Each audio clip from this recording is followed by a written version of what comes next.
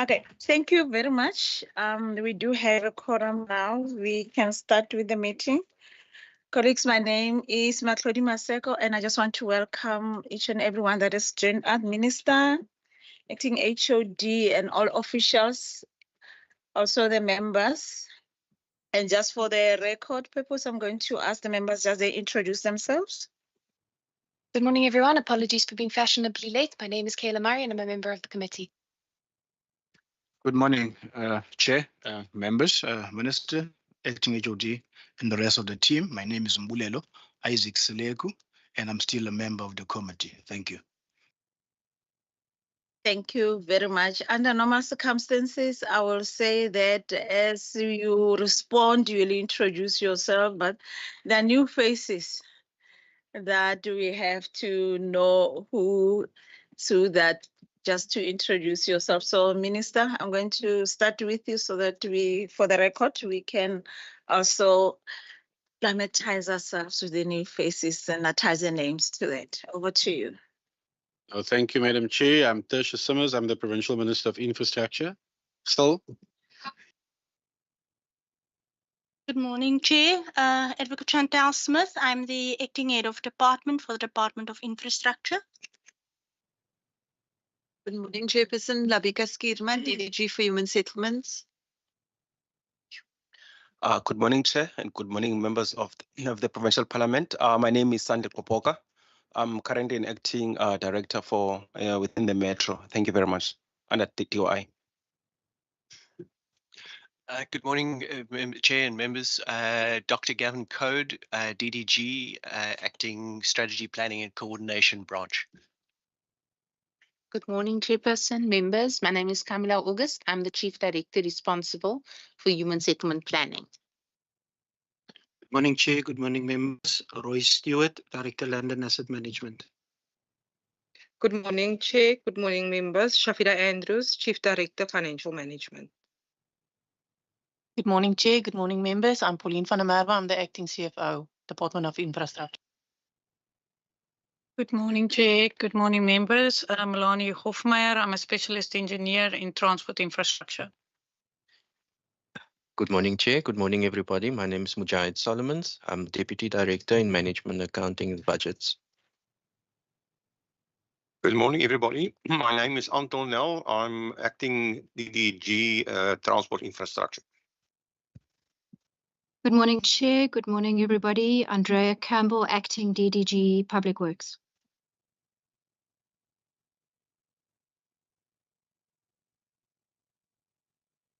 Good morning, Chair. Good morning, everybody. Tracy Davids from Renewable Asset Management. Morning, everybody. Brian.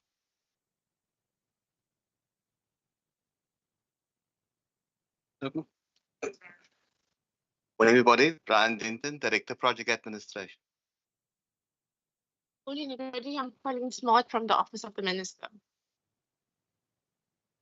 Good morning, Ramesh Maraj, Chief Director, Strategic Management and Operational Support.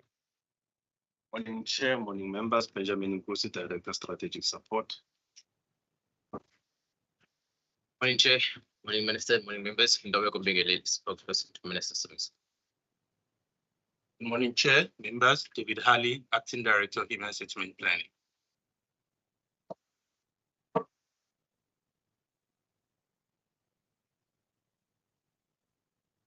Morning, Chair. Morning, members. Pat Jenica, Director of CIE and the EPWP. Morning, Chair. Morning, members. Joanne September, Chief Director, Policy and Strategy Integration.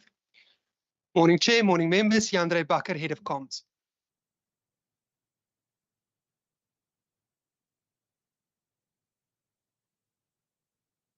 Chair, Michelle Nicholas, Provincial Treasurer. Thank you very much. I think that's the last woman standing. Morning, everybody. Rivka van der Voort, Director Management Accounting. Thank you very much. I think we can use some chairs this side. If there's anyone that knows that might have to respond, take those chairs. If you know that this committee, they have tendencies of just grab a chair around the mic, then you're not going to struggle. Thank you very much for the introductions. Today's meeting is in person, so I don't expect anyone online that can say that it needs to be. Or Shanice, did you get any notice? Only that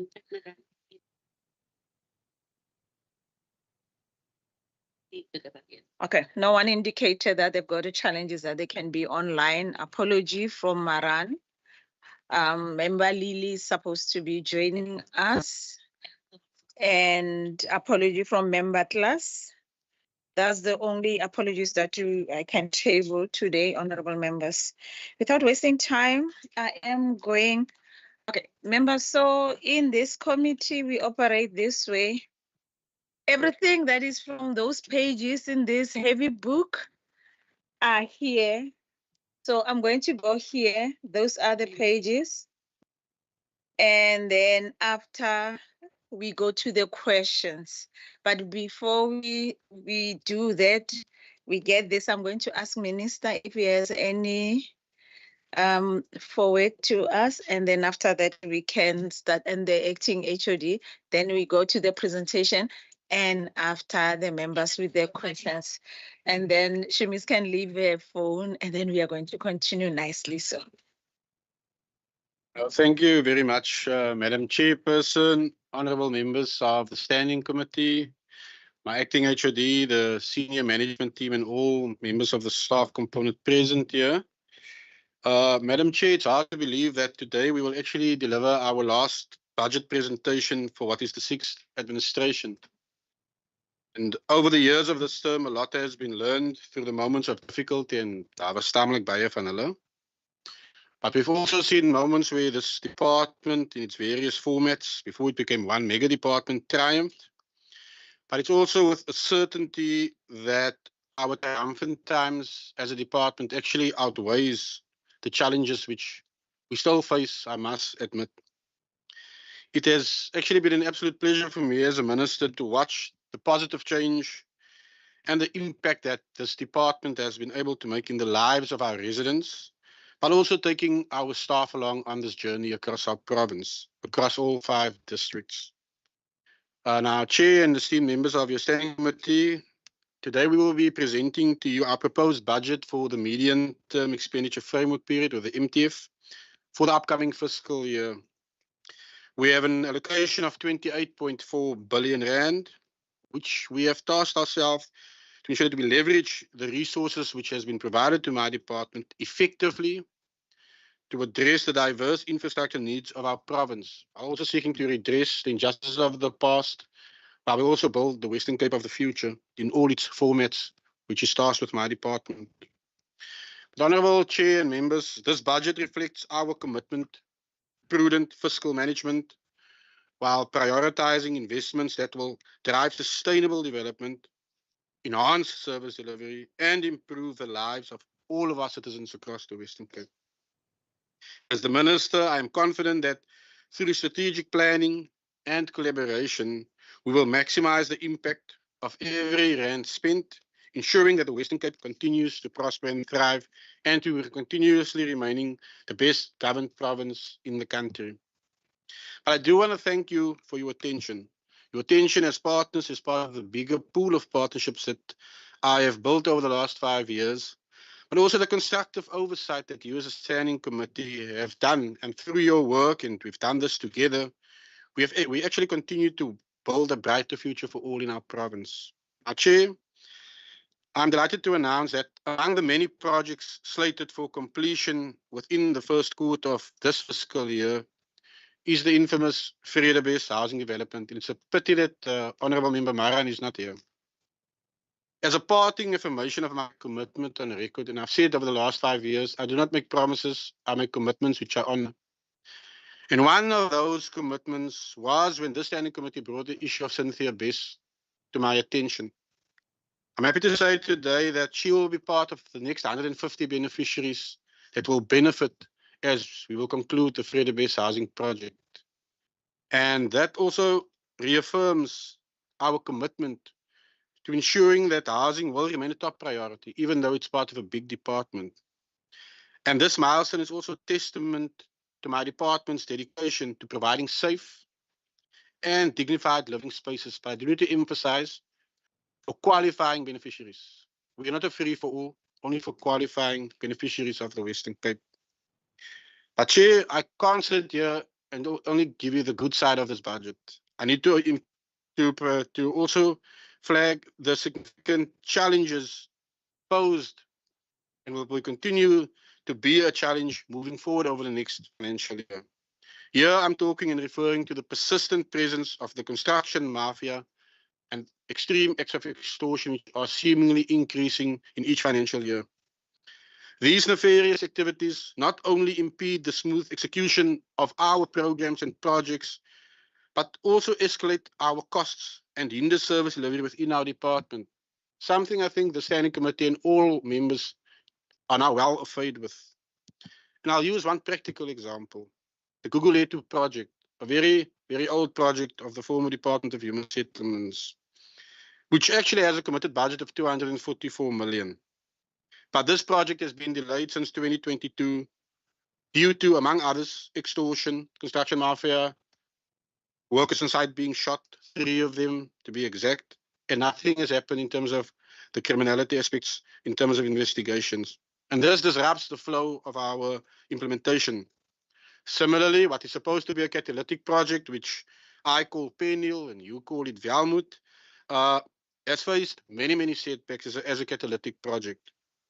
We've only been able to spend 7 million rand out of 24.2 million utilized this far. Why? Because the last decade, that site has been actually invaded by people that actually call themselves small-scale farmers, although I have another name for them, which I can't say on record. Honorable Chair, these incidents underscore the urgent need that not only my department, but the provincial parliament now needs to focus on. It's proactive measures so that we can combat these criminal activities and safeguard the infrastructure investments which we are tasked with as a department. Because we remain steadfast in our commitment to addressing these challenges, head on, I must say, to ensure that every rand that is allocated to my department is utilized effectively and transparently for the benefit of our communities. It's also with this spirit that I share the Premier's enthusiasm for our advancement in terms of renewable energy within our portfolio in this department. Honourable Chair, as we continue to pursue greater independence from a failing ESCOM, the development of renewable energy resources and sources plays a pivotal role in diversifying our energy mix and ensuring a more sustainable future for the Western Cape. And this department plays a pivotal role on so many levels into the future. It is therefore that our unique AFR fund will now, for the periods 24-25 and 25-26, not just only focus on further accelerating affordable housing in our province, but will now also be financing the installation of further 2,124 solar geysers at an estimated cost of just under 45 million rand over the cycle. Again, with this investment, we'll focus on our indigent households in 7 projects across 3 districts. I will expand on this when I table my budget in the legislature itself. Honourable Chair, it is through innovative projects and strategic partnerships that, as a department, we aim to harness the abundant natural resources of our province to drive economic growth by reducing our reliance on traditional energy sources in our province. Because through partnerships in its various forms, as per the Western Cape Infrastructure Framework 2050, as a department, we will forge ahead in our commitment to environmental stewardship and energy security, creating a brighter and greener future for generations to come. And I do want to thank those members who are part of this journey which we have been embarking on for the last 2 years and will continue over the next 3-year cycle. Then, in closure, Madam Chair, our transport infrastructure, which is the backbone, ensuring that our economy remains the best performing economy in this country, will see key projects empower a number of SMMEs, while we create jobs and skills upliftment and training opportunities in those communities where we will be implementing these projects during the duration of those projects' lifetime, while also continuing to play a crucial role that we actually uplift those communities in the broader context into the future, as we are also committed to the growth for job strategy of this province. And therefore, through our projects in terms of transport infrastructure, we will unlock actually immeasurable opportunities for those communities into the future. Madam Chair, Robert Sharma in his book on leadership says, and I quote him, the ultimate task of the visionary leader is to dignify and honor the lives of those he leads by allowing them to manifest their highest potential through the work they do, close quote. And Honorable Chair and members, it is through investment in infrastructure, which this department is the leader of, and is stipulated in our vision, where we say that we aim to create an enabling environment that will see all residents manifest their highest potential and leading dignified lives, that I present this budget to you through my HOD and the team, but with a much, much bigger picture at hand, because our task is not just a 5-year cycle, it's to reshape the Western Cape into the future. Thank you. Thank you very much, Minister. And Acting HOD, do you have anything to add? Good morning. Thank you, Chair. I won't be long. Just to first extend my thanks and gratitude to the Minister of Infrastructure for creating an enabling environment in which myself and my team can actually pull together and make this possible. Then, Chair, to my team to say thank you. Pulling together this budget was no small feat. I also have to acknowledge in this space the Provincial Treasury and the partnership with the Provincial Treasury, they had quite a difficult task in actually assisting departments to pull this together. And then last but not least, Chair, my acknowledgement of every head of department for having to make sacrifices, for us having to actually leverage this budget so that it could work under the current economic climate. Then, Chair, finally, to the committee, my gratitude and my thanks. I have the experience of having worked with this committee and members in different roles and different committees, where the engagement has always been one that is constructive, one that adds value, and one where we can learn from each other. And for that, I am very grateful. Thank you, Chair. Thank you very much, HOD. I'm not going to open for the questions. I'm just going to go straight to the presentation, and I'll take the questions for the forward and the presentation at the same time, if that is in order, members. Okay, thank you. Over to you, sir. Thank you, Chair. I will be doing the presentation. Mujahid will just flight it for me. So in the first slide, what we're trying to do with the presentation is to give you a high-level overview of the budget and its makeup. And in the first slide, you will see our vision and our mission, which, Mujahid, are you?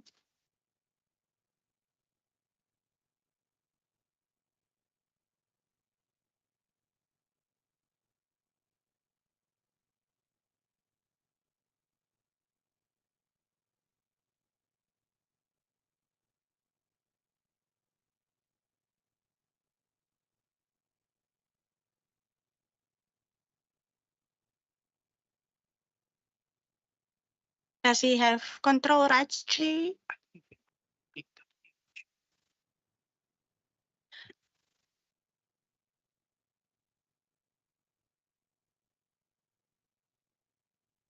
So, Chair, we are also aware that there are internet issues since yesterday. So if the committee prefers, you do have the hard copies, and I can talk from the hard copies with your permission, Chair. Can we?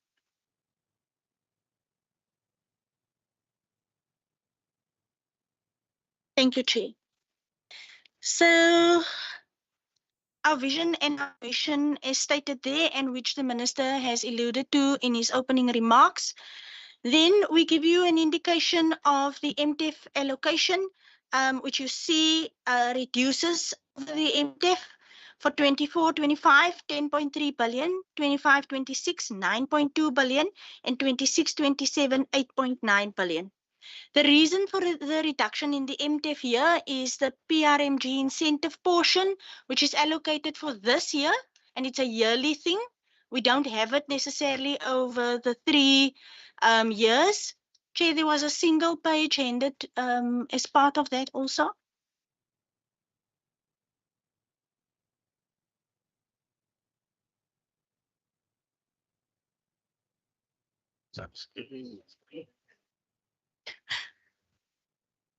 Yes, yes.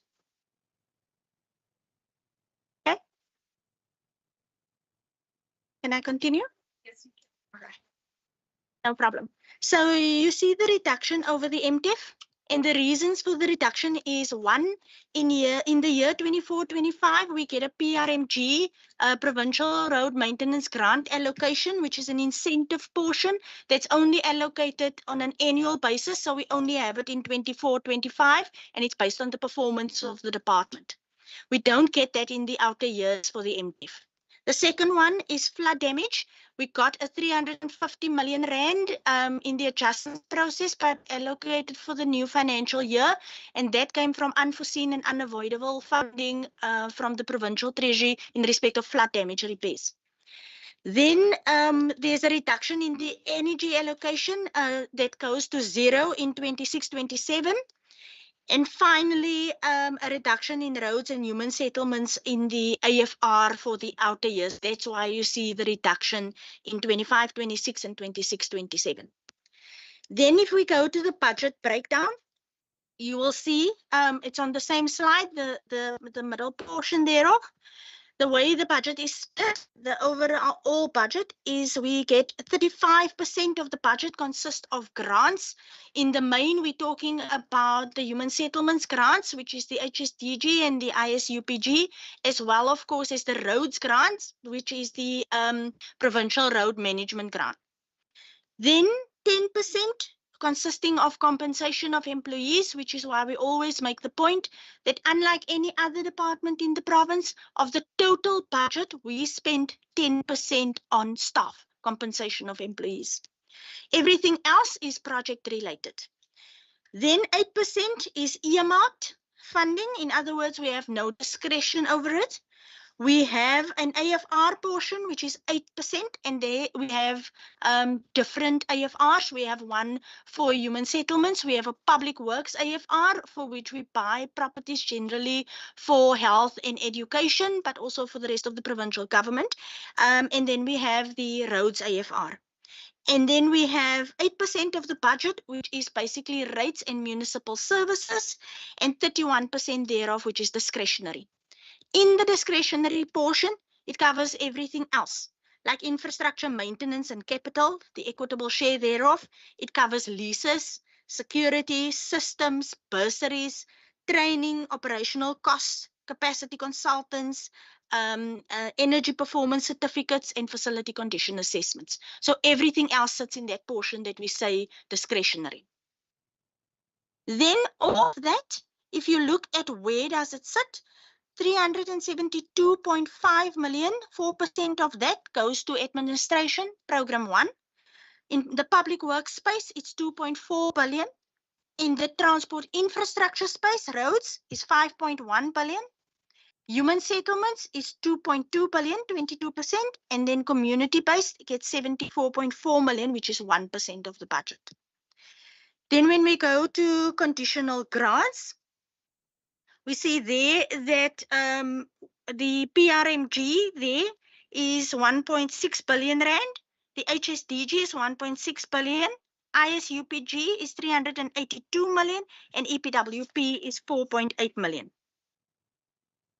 In terms of personnel, 78% of the personnel is funded of the establishment, some filled and some in recruitment. Included in the COE funding is artisan learnerships and candidate development program, and that's about a total of 326.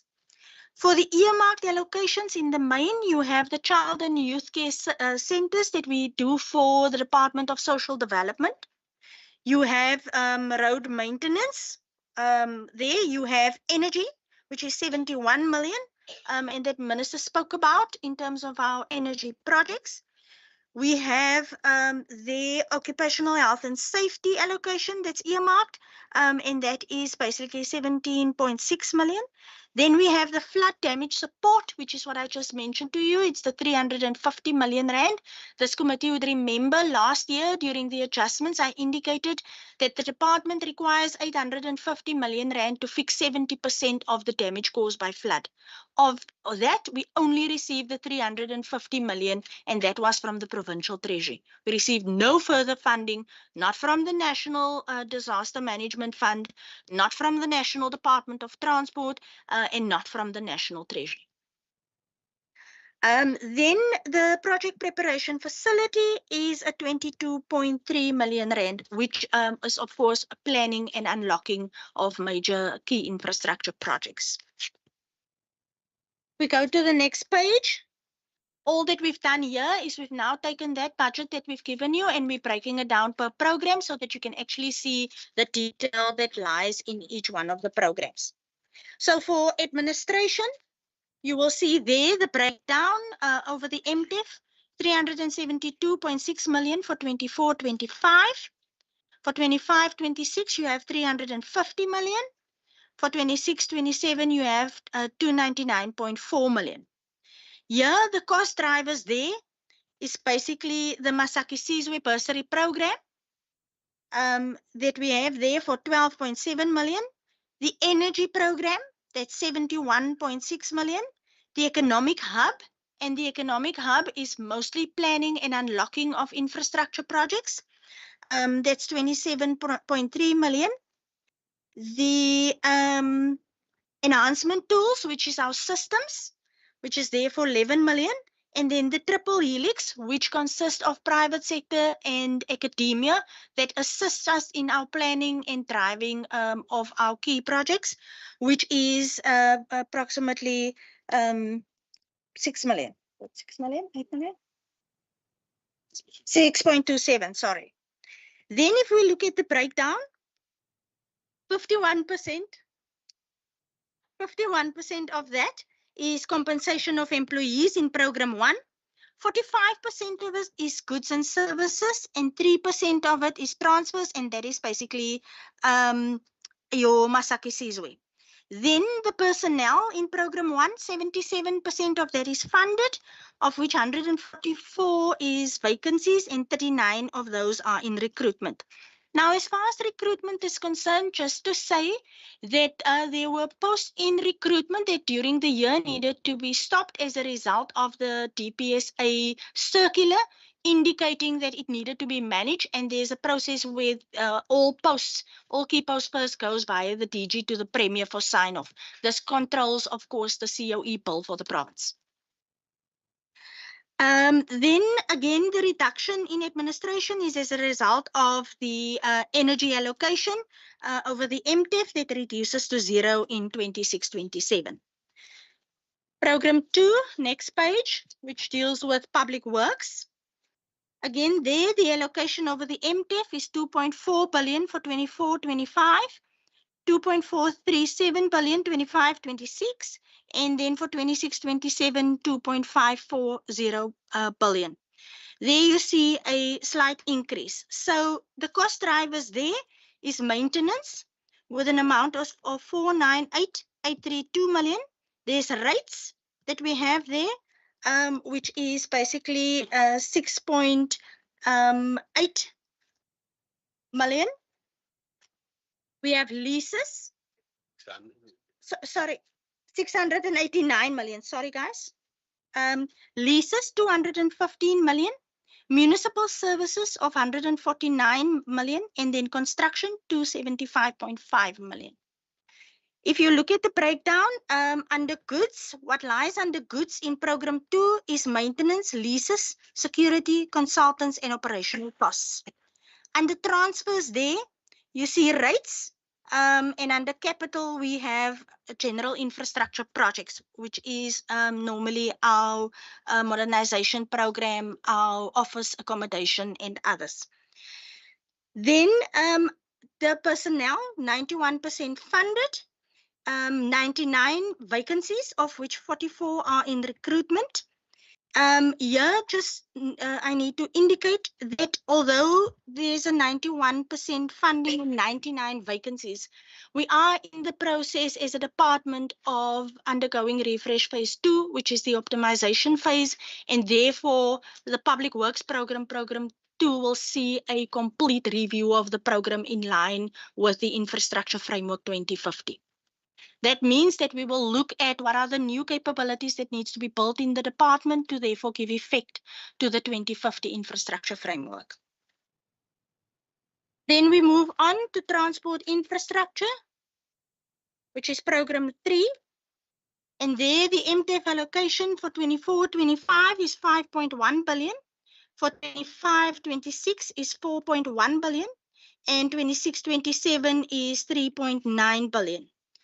Again, you see a reduction in the outer years, which we have indicated to you. One is due to the PRMG incentive in the first year, the 350 million rand flood response money that we got from the provincial treasury, and then the reduction in the AFR in the outer years. The cost drivers for the 5.186 billion rand in roads are the district municipalities, and they get an amount of 731.2 million on the budget. There's maintenance, which is 605.731 million. Rehab and refurb, which is 2.357 billion. Upgrades to the value of 530 million, and planning and design 248.498 million.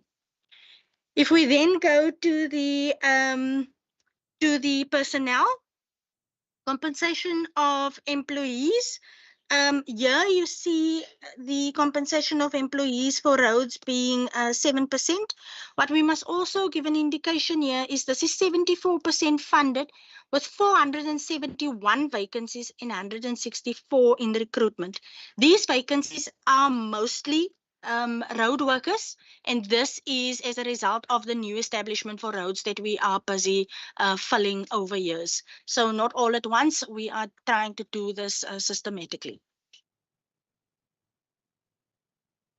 Then program 4, Chair, human settlements. Here the allocation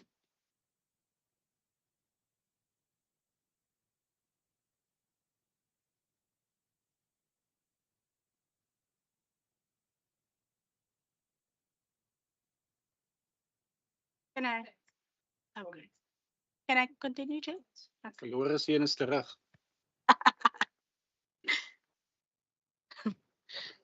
So program 4, human settlements, the MTF allocation you have there, 24-25 is 2.23 billion, 25-26 is 2.2 billion, and 26-27 is 2.024 billion.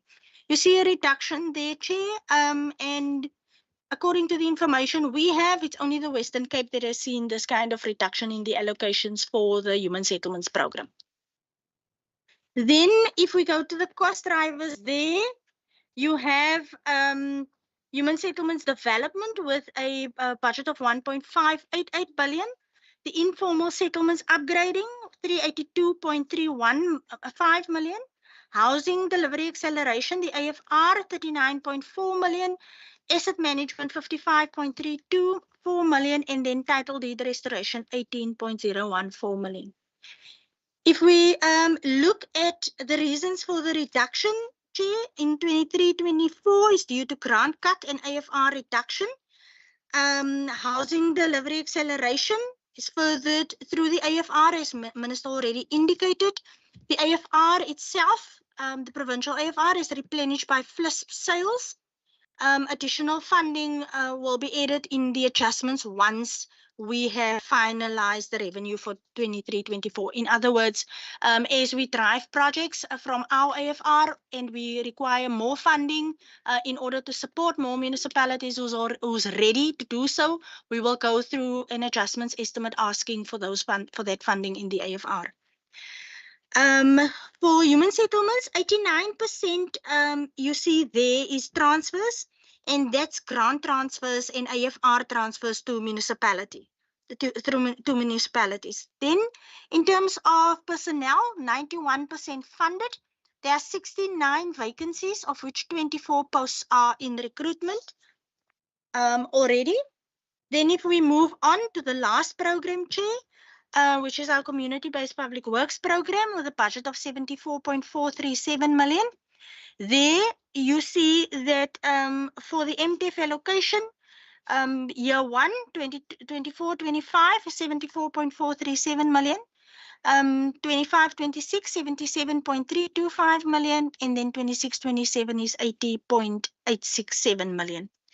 If we look at the cost drivers there, we have our artisan program with a budget of 7.08 million. The National Youth Service Program, a budget of 19.873 million. Contractor development, 4.6 million. Empowerment impact assessments of 2.686 million. Very small program, Chair. Of that, if you look at the breakdown, 65% of that is compensation of employees. And the only reason why it looks like that is because the learnerships are also paid from that amount. Then the staff establishment is 62% funded, of which 44 are vacancies and 3 is in recruitment. Then, Chair, what we've also done is we've given a sense in the presentation of the key projects in public works. And we didn't give you a sense of all of the projects. Those are in the blue book and it's listed the infrastructure project in our B5 tables. This is just an indication of key projects in each one of those programs. So the first one in public works is the upgraded vocational and accommodation facilities for the Horizon Child and Youth Care Center, which is a CYCC. Another one is Sivuile, which is also a CYCC. And one of the key things here to note, Chair, is we are needing to do this infrastructure upgrades without the ability, of course, to decant the kids that are there. So we have to do this while it is still being operated. Phase 2 of the modernization of the Department of Agriculture's head office at Elsenburg, which comprises new research laboratories. Then, Chair, there are also work in different offices across the provincial portfolio in general infrastructure. Universal Access Intervention Project at Cromeria. Then there's further rationalization of office accommodation, and that just means, Chair, that what we are trying to do is to reduce the footprints and optimize office accommodation when we do open plan, as opposed to everybody in separate accommodation, and also then looking at the energy usage, water usage, and so on while we do it. Then the urgent maintenance of several other CYCCs, which we indicated already. For transport infrastructure, the key projects there is Mariners Way, the upgrade and periodic maintenance of Paarl to Franschhoek, Malmesbury Bypass, Stanford to Gansbaai, the upgrade of TR28/2, the rehab of Waboomskraal to Holgaten, and the periodic maintenance from the Northern Cape border and Maritzburg. In human settlements, the key projects there, which the Minister alluded to in his opening remarks, is the first home finance project, title deed restoration, and then, of course, solar geysers. And there we give you a breakdown of where those will be and how many in each one of those places. Finally, Chair, the budget risks you should be familiar with. We have tabled this also in the adjustments estimate, and they remain true even now in the main budget.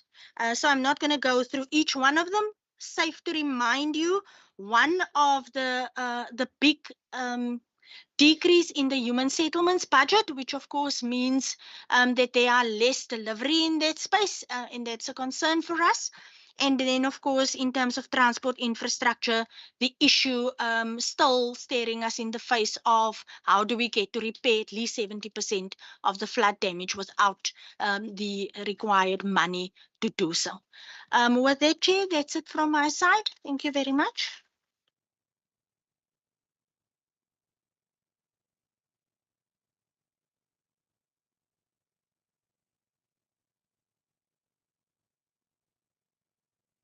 Thank you very much, HOD. Honorable members, I am going to open for questions. And Member Lily, if you can introduce yourself for the record purpose. My sorry. My name is Andy Lelile, a member representing the African National Congress in this meeting. Thank you very much, Chair. Thank you very much, Member Lily, representing the ANC. I'm opening up for the questions. Member Mary. Thank you, Chair. And thank you very much to HOD and Minister for the presentations today. I think my first question is just around personnel. So it was a bit confusing for me how it's worded. So there's the percentage funded overall, for example, it says 77%. If I do my quick maths, and please forgive me, I know my maths is not always great, but my average, if I average out from all the departments, is about 79, not 78. So I was wondering if there's a bit of a discrepancy there. But what would be helpful for me, rather than knowing the number of posts that are funded, what percentage of the funded posts are filled, and then also what percentage of the posts that you need are unfilled. I think that would just help me to better understand the budget a little. Then flood damage, if it's just possible, and I have my assumption as to why this is, but I would like to know, on flood damage, you mentioned that there's a 350 million allocation, but what you needed was 850 million. So I don't want to say my assumption, but I want to know or what were the reasons given for that budget cut? Then I'll make it 3 for this round, Chair. I was just interested, you spoke about cost drivers in the presentation, and for me, it raised the question of how do you, or what costing system do you use in order to unpack the budget? Are you maybe using something like an ABC or a volume-based approach? I'm interested in how you allocate that and how you determine that. I'll leave it there. Thank you, Chair. Thank you very much. Member Selego. Thank you very much, Chair. Chair, I'll start with the opening remarks of the Minister. Firstly, thank you, Minister, for your opening remarks, as well the acting HOD. Chair, it has always been my concern that the performance or the manner in how this particular department performs is highly dependent on external issues or conditions. And the issue of the construction mafia is something that does not seem to be dying, and I don't foresee it dying going in the next few years. And it will actually contribute to the performance of this department, regardless what happens. And it's the same issue you find in other provinces as well. And instead of dying, it keeps on increasing, Minister. And I would just want to get your views in terms of the MINMAC, are you guys having these discussions, in terms of how do you actually going to nip this particular issue on the, so that you can continue, delivering services, because when we look at your performance, we don't say it's the construction mafia. We say it's you don't perform, your department don't perform. But there's the underlying issues, and one of the biggest one is the construction mafia. I would really want us just to share with us what are the national discussion pertaining to this particular, issue. And also, what the second one, Chair, is I heard acting, and I'm just wondering, is it because of the phase 2 that the department is undertaking? That's why those positions are still acting, or are you still waiting for concurrence from the Premier to fill those acting, or just the second one? And also, in terms of the floodings, one has to appreciate the manner in how you as a department actually were able to fix some of the connecting roads in some of our municipalities. But when you read the blue book, you'll find that unfortunately you had to use some of the money that was allocated for maintenance and refurbishing of the roads, and you have lost that money. So how are you going to make sure that what you have lost during the floods, we are going to make sure that you get it back? And then if not, what other discussions is there? Because it's no use you tell us that you wanted 850, but you only got 350 and you leave it at that. If National is supposed to contribute to this disaster and they are not contributing, then I think we must take the fight to them, and so that they contribute so that we can fix, because it's their responsibility as national government to support provinces in terms of financing. And I just wanted to know what are the plans to make sure that we recuperate what we have lost in terms of disasters which were unplanned. Thank you very much, Chair. Thank you very much. Minister, I don't know who's going to take the acting HOD. Okay, you can start first, Minister. Thank you very much, Chair, and thank you for the questions. I'll just address what's mine, and then the HOD will obviously use the power of delegation as she sees fit. Madam Chair, through you to Member Saleko, indeed, the issue of extortion is massive, and I mean we have seen in the media this persistence of the nagging that we have given back money, but nobody ever asked, but why was there this massive underspend? And the big thing is, Madam Chair, extortion is a massive problem. And I'll be quite truthful when I say that at MINMEC, it depends what the view of each provincial MEC is and how they approach it. KZN wants to regularize it, Gauteng wants to regularize it. The stance of the Western Cape is clear. We do not regularize criminality. We actually demand the devolution of policing so that there can be effective policing at source level, number one. Number two, that adequate resources must actually be deployed to our province, and that a specialist unit actually must be enforced to deal with extortion, given that it doesn't only affect our sector, it affects mining, it affects local government even now, with the extortions now being done under the auspices of community forums. Even in our own province, we are seeing the so-called forums making certain demands and really stalling. And at MINMEC level, I know that we tasked the national minister, okay, because I have three ministers, the national minister of human settlements to actually engage the minister of police. But needless to say, when you ask for responses, we are still waiting for a response, which is all I can say at this stage. So as you can see, Honourable Member Saleko, there is divergent views, but the Western Cape is quite clear on our approach, and we will not deviate from the call for devolution of the policing function to this competent province. How do we nip it in the bud in our own province? Honourable Chair, through to Member Saleko, we have been with various stakeholders, local government level, through the district municipalities, trying to find and use a coordinative way to deal with this. And I must say it's very impactful, our approach in the non-metro areas, but the scale of extortion in the city of Cape Town, I mean, you've just read this week's newspapers, it is at another level. And I have engaged the city's MMC, Alderman JP Smith. I know that they are investing heavily in technology, among other matters. And, once those discussions are finalized, then we will incorporate that into how we as a department can assist in that regard. So as you can see, it's a whole of government approach. It's not just a solution my department can actually come up with. Yes, indeed. I don't like to be the actor or the director in a movie where there's actors, to be quite blunt.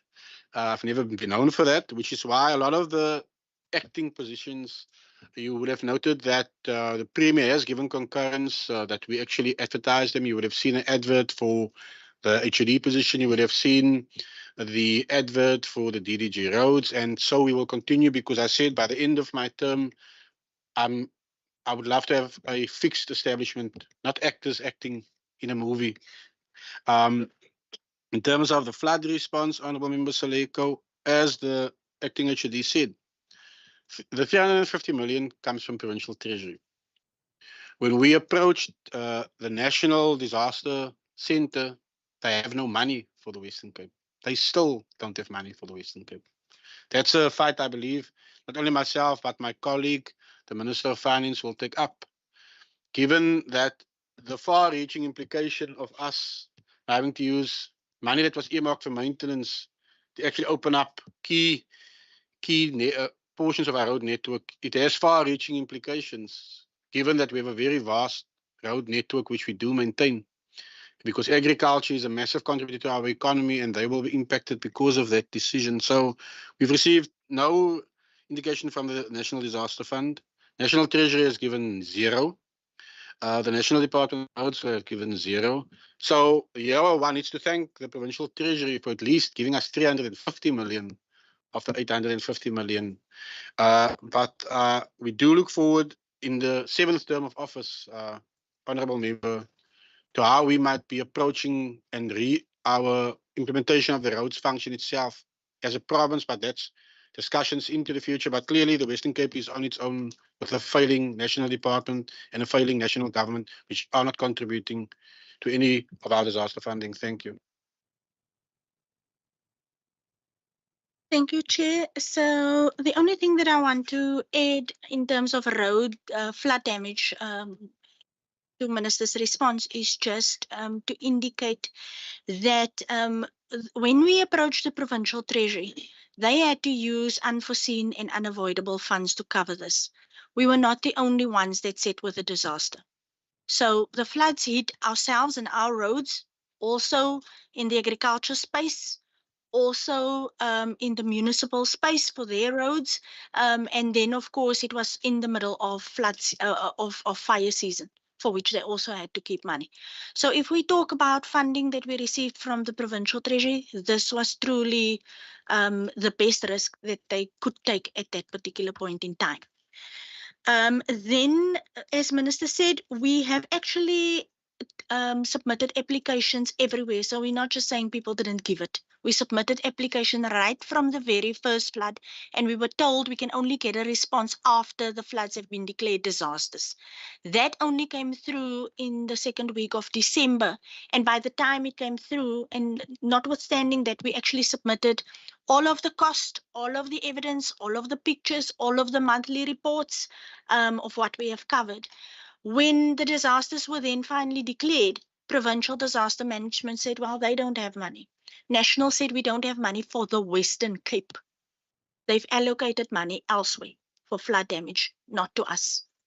And this is actually something where the Provincial Treasury did put up a fight saying, well, we can't be pulling the roads program backwards as a result of us having to deal with it. Now, I just want to tell the committee, in the past, we used to cover flood damage ourselves because we've never, ever had the extent and the scale of what we had in terms of disasters in 1 year. So if we only were dealing with the floods of December of 2022, that went into the 2023 financial year, it would not have been a problem, because then you're talking about a delay in a month or 2 or 3 of a number of projects, but not stopping projects completely or pushing it out completely. Because we had to do this, and also remembering there is no fund, a contingency or slush fund somewhere in the department that should a flood happen or should a disaster happen, then we can just invoke it. We just have the funds allocated for projects, because you don't necessarily plan not knowing or locking budget into an uncertain future event. So with what we have experienced, of course, it meant they couldn't be thinking of, no, we're not going to use this money. We have a program to maintain where livelihoods of people were cut off, where people were disconnected from anything. And the committee would remember our response and how we had to react and using every resource to our availability. But we all pay a price for that. And the price for that meant you're not going to see new projects quite soon. Not going to see the kind of job opportunities that we had in mind when we set out planning for the 23-24 MDEF. It has a direct bearing in the 24-25 MDEF and beyond. So we are not disengaging or stopping, discontinuing the conversations. I can tell the committee that I have engaged Infrastructure South Africa. We've made the presentation on the flood damage and given them the information. They are having conversations with the National Treasury themselves to try and engage there. the National Department of Transport, we've submitted various applications for that. Also to note, Chair, that the incentive portion that we received from the National Department of Transport, we have not yet received their conditions. And it always comes with conditions. They set the conditions. So it's an incentive grant, they give it, but they determine how does this work. The conditions are still being negotiated. Last year with their conditions, we only finalized the conditions somewhere in September last year. So just to say it looks good in terms of an increase in 24-25, it comes with a lot of conditions yet to be determined. So that's just that. And then to answer, Chair, the question about the filling of post and the COE and how that works and the cost drivers, I'm asking Rivka to just respond to that. Thank you, Chair. In terms of filling of post, Rivka.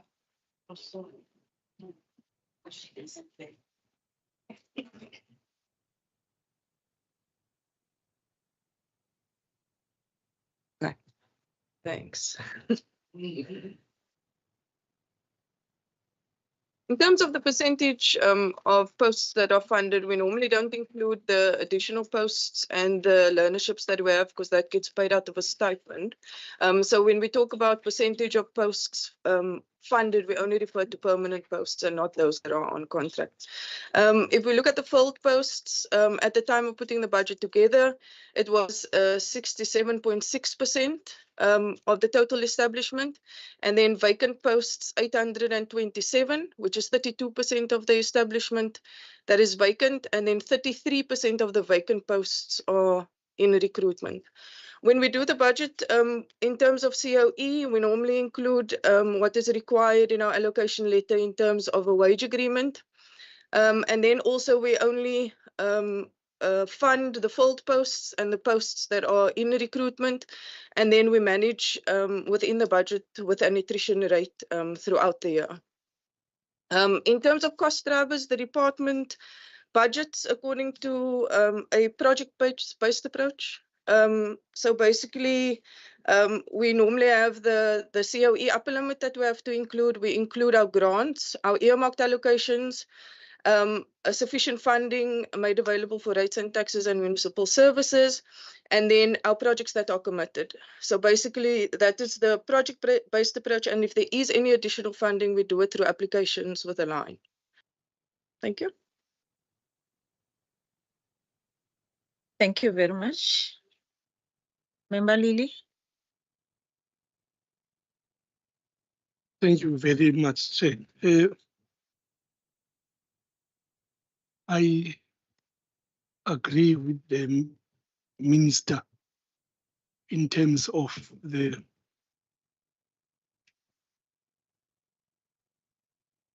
extortion, but equally,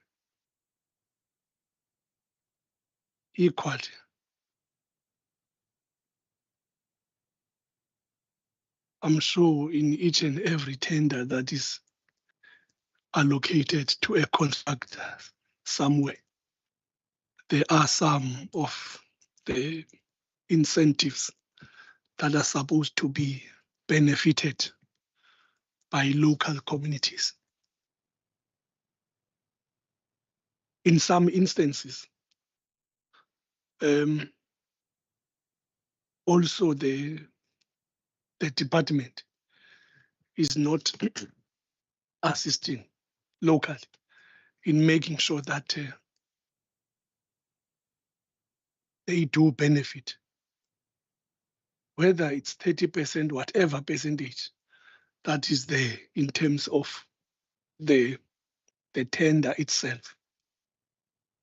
Now, the very same contractors are also, in some instances, completely sidelining communities using this issue of extortion. Of course, there are individuals, known individuals. Some of them are behind bars that we know.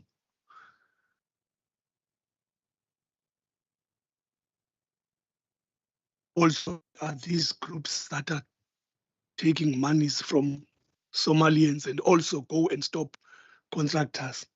But my point on that, Chair, is that the department also needs to, monitor that kind of contractors who are also reluctant in assisting small businesses using this terminology of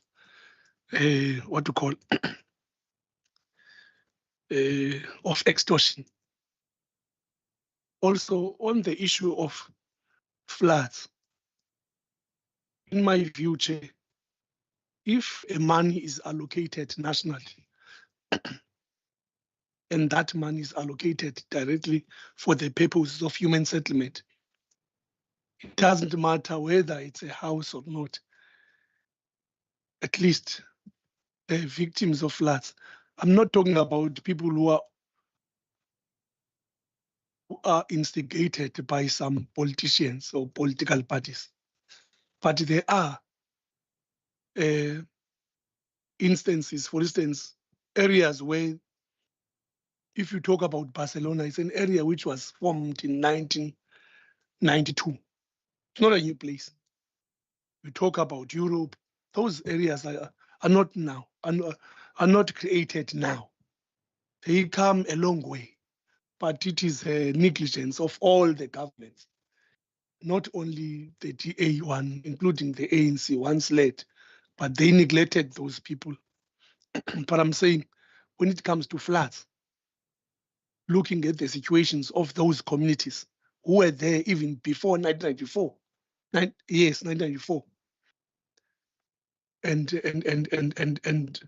now the issue of floods come in, at least the department should look at that, because it is a negligence on the part of government. Yes, we can blame the ANC, it was in power, yes, but the people must be attended to. Of course, there are new, informal settlements where you've got people who've got 5 houses in that informal area. For instance, someone have 5, is renting people there. That one is understood, is understood, but we must look at a case by case when it comes to the issue of floods. There is a money. The fact that there is a money that was allocated to your department and returned to the National Treasury, it is a money that must be used towards the poor that are supposed to be beneficial in terms of that department.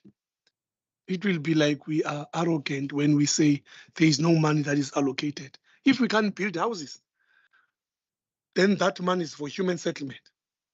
It must deal with issues of human settlement instead of returning it back. That's my issue, Chair. Thank you very much. Thank you very much, Member. I think towards the end of the year, last year, we engaged about the issue of the SMMEs. Initially, from the department, there was an allocation, a certain percentage on the projects. But at the end, the court ruling said that was unconstitutional. Now, the contractors, there's no way that they can allocate a portion. But for working in the communities, they also consider, without it being without being intimidated, because there's no way that the organized crime can be now regulated, that it has to be a must. And usually I say, as members, sometimes when we are in the committees and the department is on the other side of the table, we have a tendency of saying words that sounds out there like it's easy, that we have to implement a thing that we talk about without us looking deep into the laws that we are making ourselves that are stringent to the departments to operate. So we need to be careful when we say some of the things that is the communities out there, they can think that in fact it's supposed to happen when there is a regulation or a policy that tells the department you can never do it that way. So we do have a department that has land invasion, has shack farming, has extortion, and has the flips, a very beautiful program that they're running, but we have communities that are blacklisted that cannot access some of the benefit.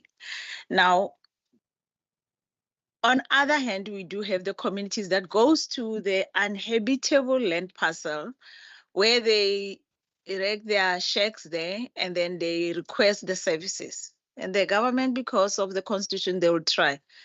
But when it rains, because where they are building the shacks is not a habitable place, they'll get the floods. And that is the reality that we have seen. I mean, we went for an oversight in Greater Valley. There was a community that was staying next to the dam. And when it rains, they'll take them to the hall. And then after, they'll go back. When they say there is service stands, move there, they refused until the committee went there and said to the municipality, they want to live like fishes. So leave them to live that way and don't change anything until they come to you and say, can you move us? Then make the trucks available to move. And that's how they started to move. Now, as politicians, sometimes we become irresponsible of saying that, no, you have to do that. That place is going to have the floods again and again and again until us as the public reps, we tell communities there are land parcels that are open that you cannot build because flooding is going to happen. Now, the question to the department will say, that is a challenge. We cannot say one and the same thing again. That is a challenge of land invasion, is a challenge of the communities invading the land where it's not habitable. What do we communicate to the municipalities with the land use that they do have? Is there a strategy? And I know that you cannot give directive to the municipalities about that. But the ripple effect of it all, of not them telling you about the land use, is you have to give the services at the end, of which there need to be a conversation of, say, what do you do with the open lands that are within the municipalities? Is the election year you are going to face land invasion because some of the political parties, they sell their vision and it becomes the reality to some of the communities that no, you stay in that piece of land, you are going to get houses, even though they know that is not the case. So it will be a question of now the communication between the department and the municipalities for the land use. What do you talk to? On page 442 of your annual performance plan, there is, you talk about the climate change, the floods, and I just want to find out, because when we're doing an oversight after the disaster,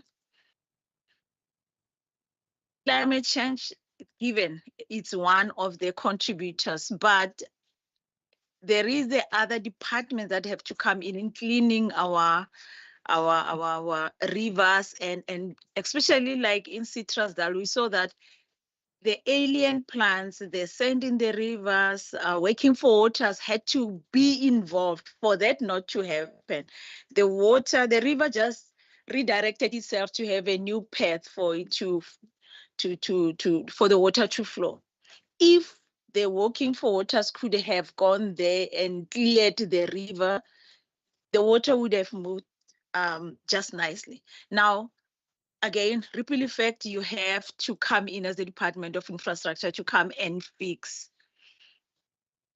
And when we engage with the community members that were helping the department, they said, if it rains again, it's going to happen again.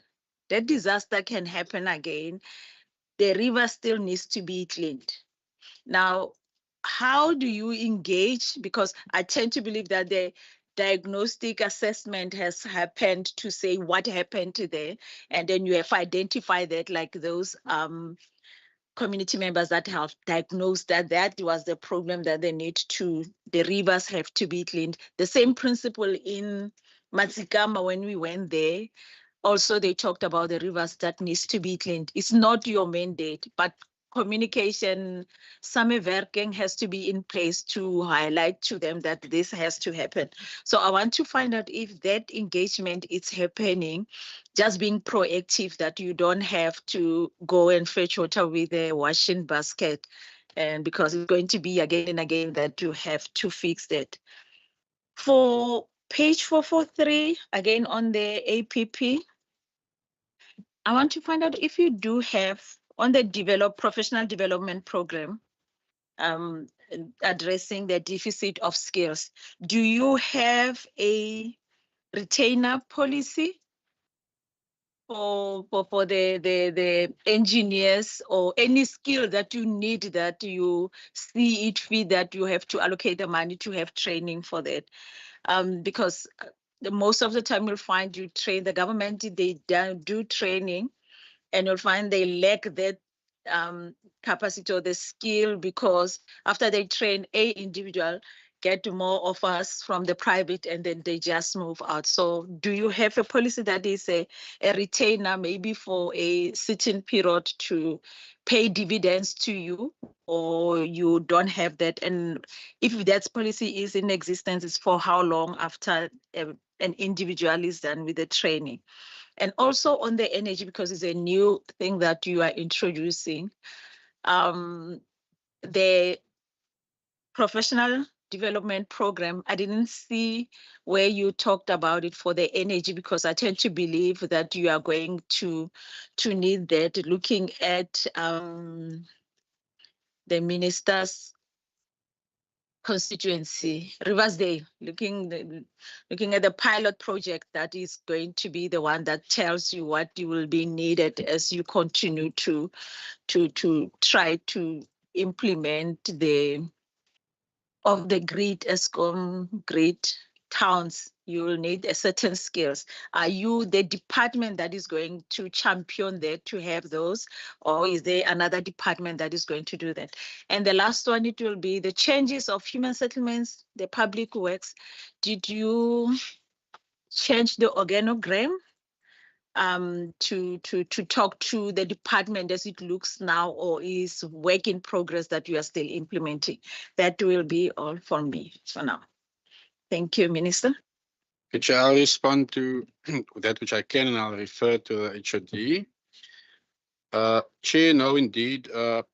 In terms of land use, I mean, remember, we're not in this alone. There's the Department of Local Government and DEDP.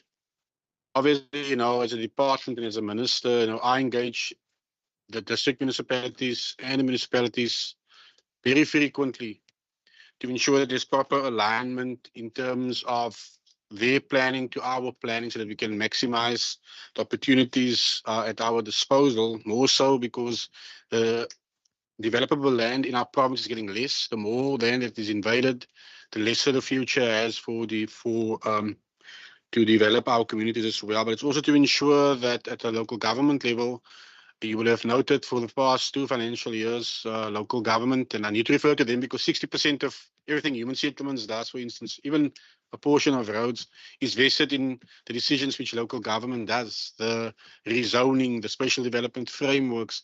And we have seen an updating of various municipalities, SDFs, even the city of Cape Town, to ensure that it does speak to the living reality. Moving forward, obviously, we are encouraging as a department, similar like a provincial government, the optimization or the optimal use of developable land, which is why we encourage densification across our province, and also the types of programs and projects that we envisage through, in this case, branch human settlements, but also the way that transport infrastructure is planned into the future and so forth. That it does speak to the living reality of a province that is growing exponentially, being well aware that our population is increasing at an estimated 150,000 people every year. Which means that we do need to have a holistic approach in terms of infrastructure development, and local government as such are now systematically coming on board. Obviously, I need to say this, Honourable Chair, where we have dysfunctional municipalities, councils who can't take decisions, you will not see proper development. You will not see our communication regarding densification and the need to update SDFs being implemented, because, I mean, I won't say the municipality's name, we have a mayor every 5 weeks. So, I mean, how can council make a decision when the mayor is supposed to lead that strategic objective? Chair, indeed, when you look at the floods and in many cases, I mean, I visited quite a number of these sites. It is actually outside of my portfolio's control. The removal of reeds that have been overgrowing, which ultimately cause some of these floods. And my HOD is engaging agriculture as well as the HOD for DP, because that's beyond our control. Obviously, there isn't the relevant national department, but when you deal with a zombie state, you can't expect any reaction from that level. So we'll try to see amongst ourselves how we can address it. But I am concerned that even where we've upgraded certain roads to world-class levels, the last floods, as much as we applauded the Ashton Bridge for showcasing and being the hallmark and torchbearer for resilience planning, further down the stream, what caused the flood? It's reeds outside of our portfolio's control. And we can't budget for that. And the DP hasn't got enough money to do the cleaning. The National Department isn't assisting. Working for water has been downscaled over a number of years. It's a very vicious cycle. At the end of the day, our Department of Transport Infrastructure is sadly carrying the brunt of that. And we'll need to find a way in the new term how we deal with that. Again, the focus for devolution to functional governments is what we focus on. And our department is key in that devolution discussion as well. Madam Chair, in terms of energy, indeed, my department has got various responsibilities, believe me. Do we need capacity? Yes. Do we buy in the capacity? Yes. My HOD did briefly touch on the aspect of we are busy with phase 2. Because as we build a department of the future, we have realized some of the skills are not within our own rank and file. We do need to buy that in. Part of buying in by that, I mean, it's also looking at our organizational structure to speak to that living reality, which is here. And we do need to address that. I actually briefly touched that we are busy with phase 2 in terms of public works, but linked to that is also human settlements. What skill sets do we now require as we now envision to actually merge the two branches together? Because some of the competencies that human settlements requires is actually stuck in public works and vice versa. So as you can see, it's work in progress. But when we concluded phase 1, I did report to the standing committee that it's work in progress. And we are busy with phase 2 as we are speaking. Obviously, I would have hoped it could go a bit quicker, but I've also learned after 7 years in provincial government that some stuff takes time, which I need to respect gracefully, I must say. And Chair, I think that's my responses. I will now hand over to the HOD because you did focus on other aspects of climate change on page 442, but also page 443, which I believe is an administrative response that's required. Thank you. Thanks, Chair. So just going back to what the department actually does when it comes to engaging local community and local labor. The committee would remember the department has a community participation policy where PET in her section actually goes out and we engage the community to organize themselves in order for them to give the representation of the community. There's also through the contract certain structures that we put in place and for which the contractor pays. But the department also undertakes empowerment impact assessments to look at what is the true potential to leverage that contract so that we can create opportunities for the community. Because it doesn't help that we want to do it, but we also make the project unaffordable.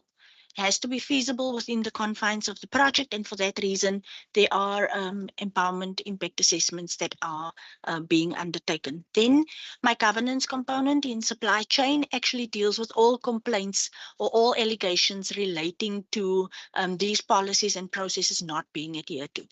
Chair, you did already touch upon the 30% issue being declared unconstitutional by the Constitutional Court, and for that reason, that is not something that we implement in that form. It does not mean that focusing on the local community and opportunities there is not important to us. It can just not happen in that fashion. Then, as far as clearing riverbeds is concerned, Minister already touched upon that. Page 443 is the professional development plan, and whether we have a retainer policy. I'm going to let Pet respond to that because that falls under our Masaki Sizwe program. But then Milani can also just give an indication because there's also a program for professional development within roads outside of Masaki Sizwe, where she can give an indication what we do when we have invested in people and when they're done. As far as energy is concerned, Chair, we have an approach from an infrastructure framework 2050, and you've mentioned microgrids as an example where we realize that this is not just something where you create capacity within the department. The focus is therefore partnerships, looking at which contractors, because this is also a new field for our contractors, given that energy has always been an ESCOM mandate, and in the absence of ESCOM stepping up, new spaces open up for contractors and where they need to step in, and what we are trying to do, pulling the energy players together to actually try and build capacity, skills development and others with our local contractors here. Then we have consultants, the same thing, Chair. For our department, we have never worked with consultants that deals in the energy space. We are now doing so and trying to pull together all of these strands into a sensible whole, given that we need to respond to this. The private sector, we engage the private sector regularly around their ideas and what it is, how they solve problems, including international benchmarking to learn from other African countries where they've actually long ago dealt with this particular thing. And then last but not least, our staff and the organizational structure.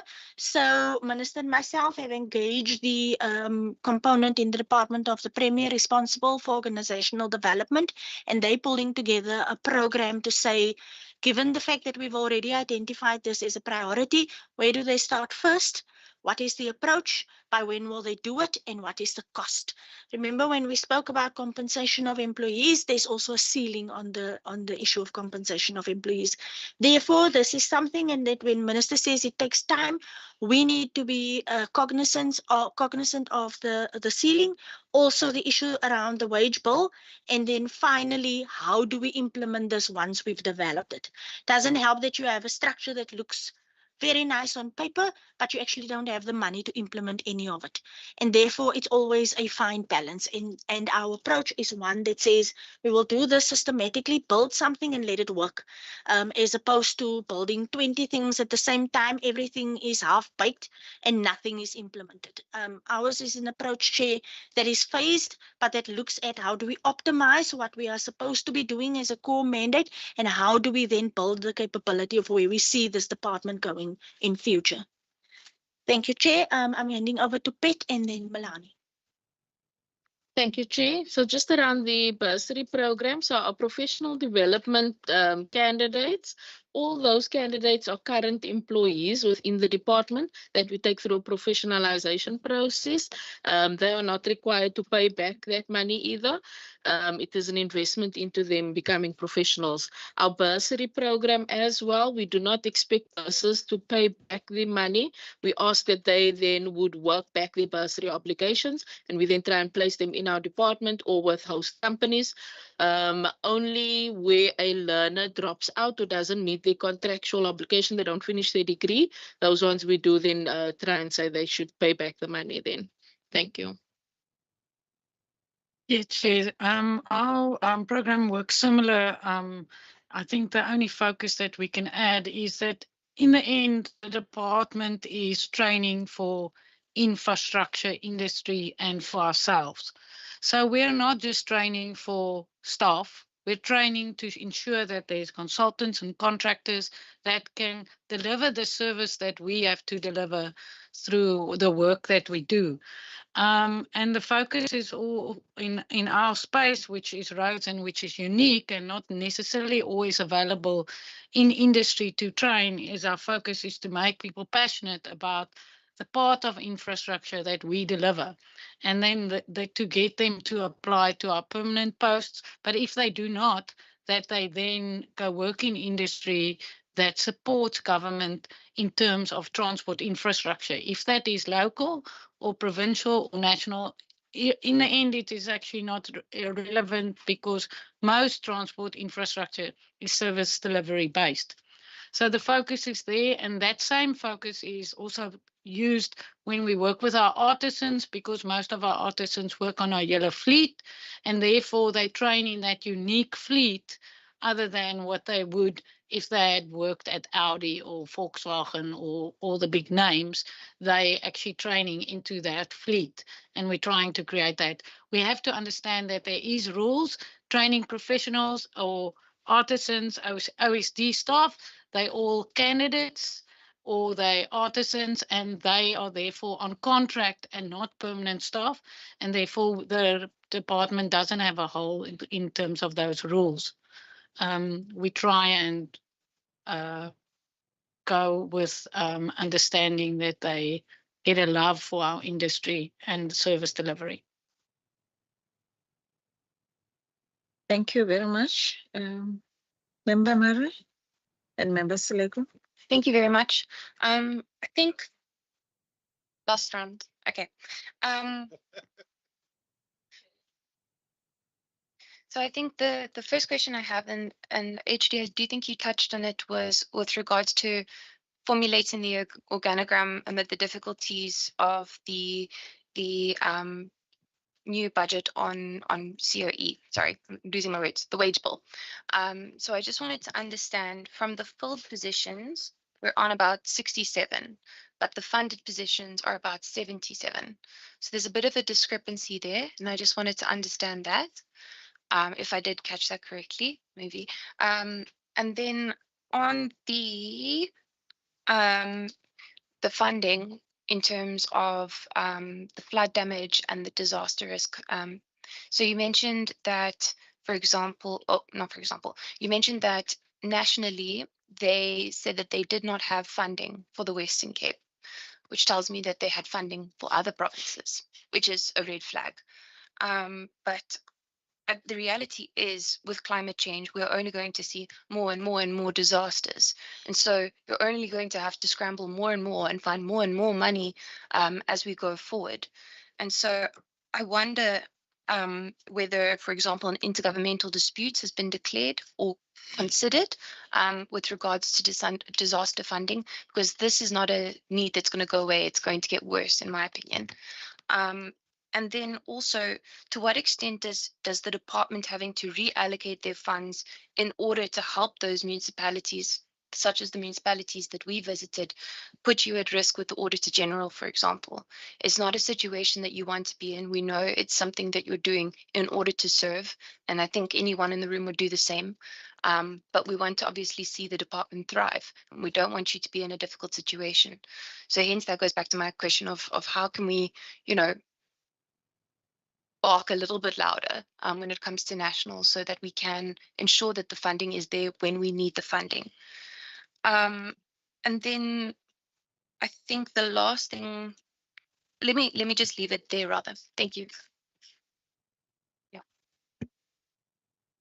Thank you very much, Chair. Chair, one would appreciate the title deeds restoration amount, but my question is that the concern I have always had has been the rollover from the municipalities when it comes to spending this particular amount. Just to make sure that we don't find ourselves that in the same situation that municipalities are going to ask for another rollover because of lack of capacity in terms of this title deed expenditure.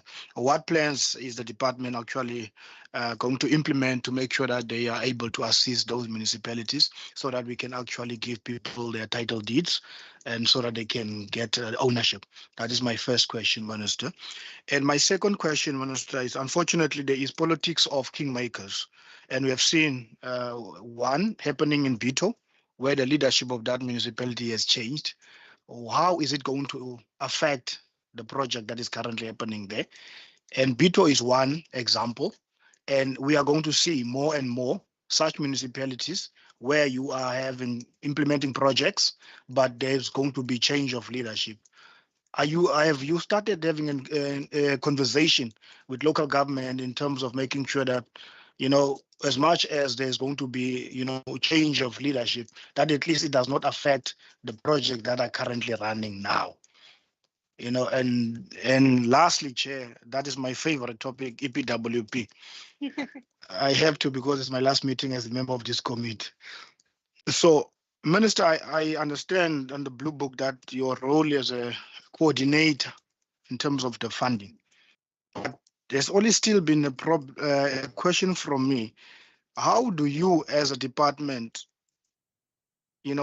make sure that actually what the funding is supposed to do in our municipalities actually gives us the impact that we want to see? In terms of EPWP, we are on the ground, we hear, we go to these municipalities, we see what is happening. We see that the funding of EPWP being used by coalition governments to appoint young people to do political work at the expense of the grant that is given by governments.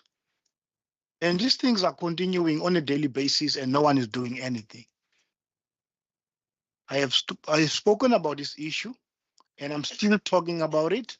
How are we going to make sure that this grant is actually used for its purpose, to make those that are unemployable employable, and that these municipalities do actually have an exit strategy as per the policy of the EPWP, not as currently what is currently happening, where you find young people being used, exploited by political parties in this politics of kingmakers.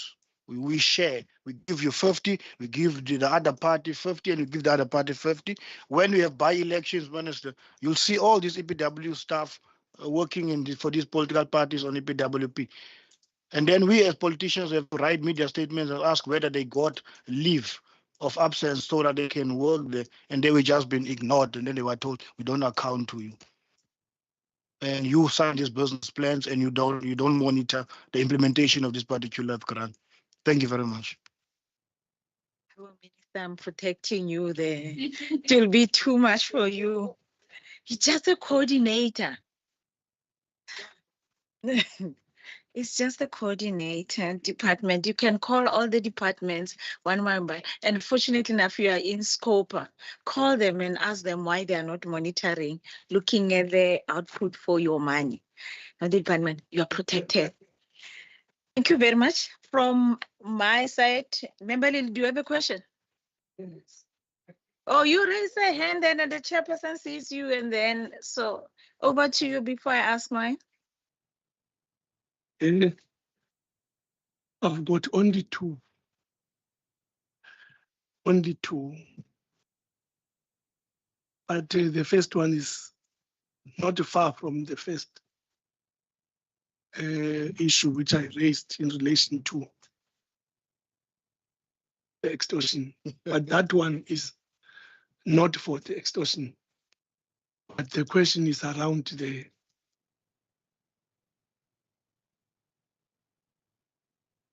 at least the building of houses. Because for me, yes, I know the Western Cape have been, since I was at home for some time.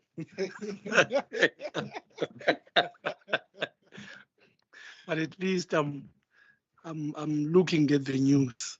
But the question for me is that at least if you look back, I'm sure the department would say there was no extortion there when it comes to the houses.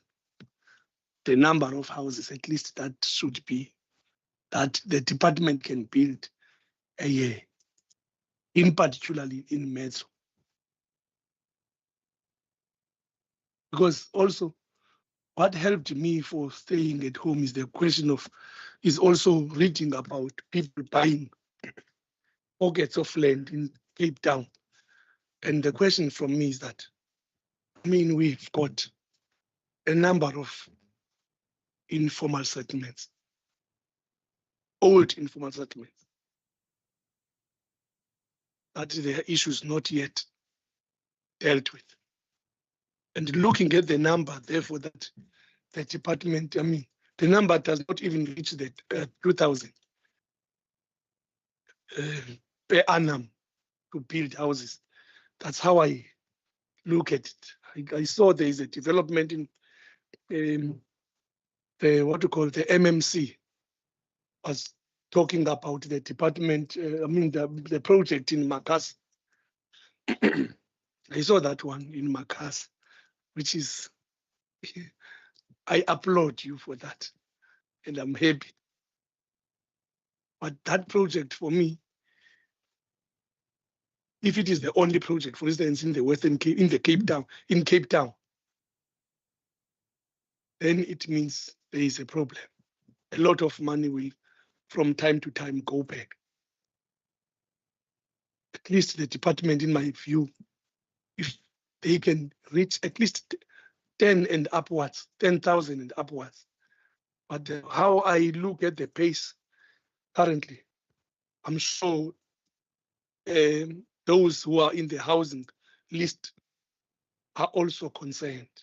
So I'm also talking on their behalf on this matter as to why can't we, if it means to buy a land with the same money that is meant for human settlement, why can't we do that? Secondly, Chair, my other question would be on the appointment of the chief director. Was it advertised? If it was,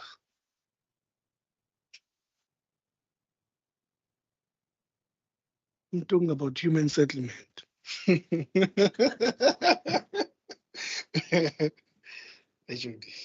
HOT, sorry. Sorry. You will bear with me. I'm new in legislature because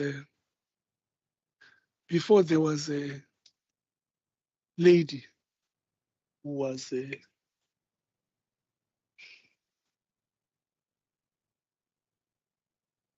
HOT. Yes. At the time, I'm sure you don't know me, and I don't know you. I've never seen you. But it's not about me. But it's not about me, this question. This question is about for information sharing.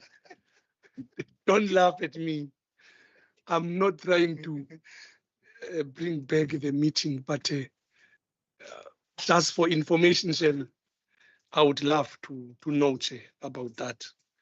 That is very important. Thank you very much, Chair. Sorry for, because I can see now I'm looking funny with this last question. Thank you very much. Remember, but don't worry, we know the acting HOD on your behalf, so you are covered on that one. Maybe the question from myself is the issue of the maintenance minister. I'm going to make an example about the legislature, this building. Coming back to this building. Fortunately, I'm in the Parliamentary Oversight Committee. We engage with the officials that have to look at the issues that we raise concern with. And we get a report that says, and I quote this one, the committee will meet on a date that when you check it's 3 months to compile a report so that they can react to the issues that we raised. So we meet and then they're going to compile the report maybe after 3 months when they meet for them to react to that. Now I'm talking about the legislature. I don't know about the other buildings that the department is managing on doing the for maintenance and any other thing. Now I want to find out the maintenance plan of and the demands per, because I think every financial year there is a changes of your tenants to say what is it that they need, what changes are there. But when you have a system that works like that, there are issues that we've been complaining about in this building. I don't know about the other building now. I'm talking about the one that I know for more than 5 years. Fortunately, I've been here, and it's not happening. What is the loophole in the communication from your tenants to the department? We did the budget and we're engaging with the legislature recently, and we're talking about a simple thing of the parking, the base there. And I'm making example. It doesn't have to be specific. I'm making an example of the communication and the tenants and the needs and the maintenance within the build. There are sometimes, especially on this floor, that you'll get, it smells like nothing. The toilet is on every office. You close the office because there is a smell. And then those are the issues that when you get the visitors here, you feel like if I have to write, if the legislature have to write the email, it has to be attended immediately and it doesn't have to take long. But I don't get it, that what is the communication? How do we go about when coming to the maintenance of the buildings? Why there is a red tape to that? Because it seems there is a little bit of a red tape of what is urgent, what is not urgent when coming to that. To what an extent is there a plan? If you talk about the city or municipalities, you can lodge an issue and then you can see the turnaround by when is that going to be attended to. Why there is no a system like that can talk to the police around here? They complained about some of the issues here that maybe you have to look at, but there is a little bit of a concern when you look at that. Now, I'm asking myself, the second question it will be, I don't know which page, that some of our assets that you can give to the municipalities, that you say it can be used by the municipalities. When you relinquish the assets to the municipalities, I'm not going to mention a municipality that you wanted to give or you still have to give. It was a rental stock. And a municipality wants you to fix that stock before you can relinquish to them because they don't have the money to do that. Do you also allocate the money to do that, or what is the process? How do you go about when you relinquish the assets? 3, am I allowed to say that are dysfunctional municipalities? I don't know, but they are. They are really dangerous municipalities.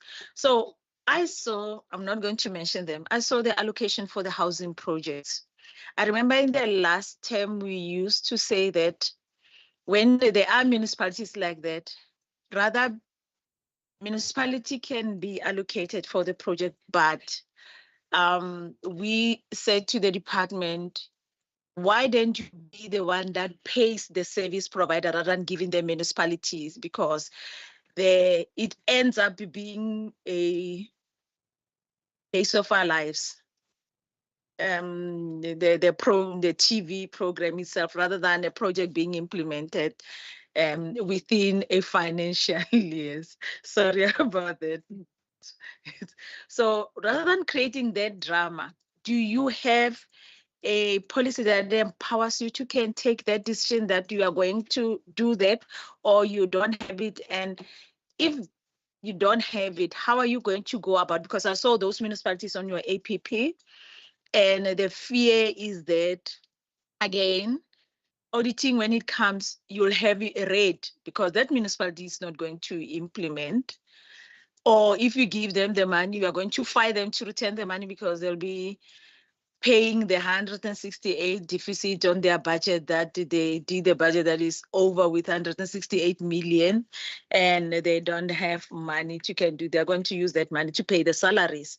So how do you go about to identify those municipalities that you can take a decision of saying that, yes, I'm going to implement, but I'm not going to give the municipality the funds, I'll be the one that goes and do due diligence and pay the service provider or the implementing agent within that municipality.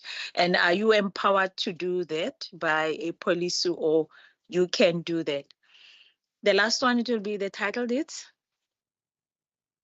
You've got a serious problem of title deeds that you don't know where people are, and wonder if this financially you've got a system in place that maybe can assist you to track your Isaac Selekus of this world that are missing, that you have the title deed, or municipalities have got the title deeds, or you eventually is going to be that you have to say municipalities return the money, because as we do oversight, municipalities, they say we've got the title deeds and we know that the house was Kayla Mari, but when we go to give the title deed, you find Andile. So it's a little bit difficult to sort now what is happening. And you find Andile says, I don't even know Kayla Mari.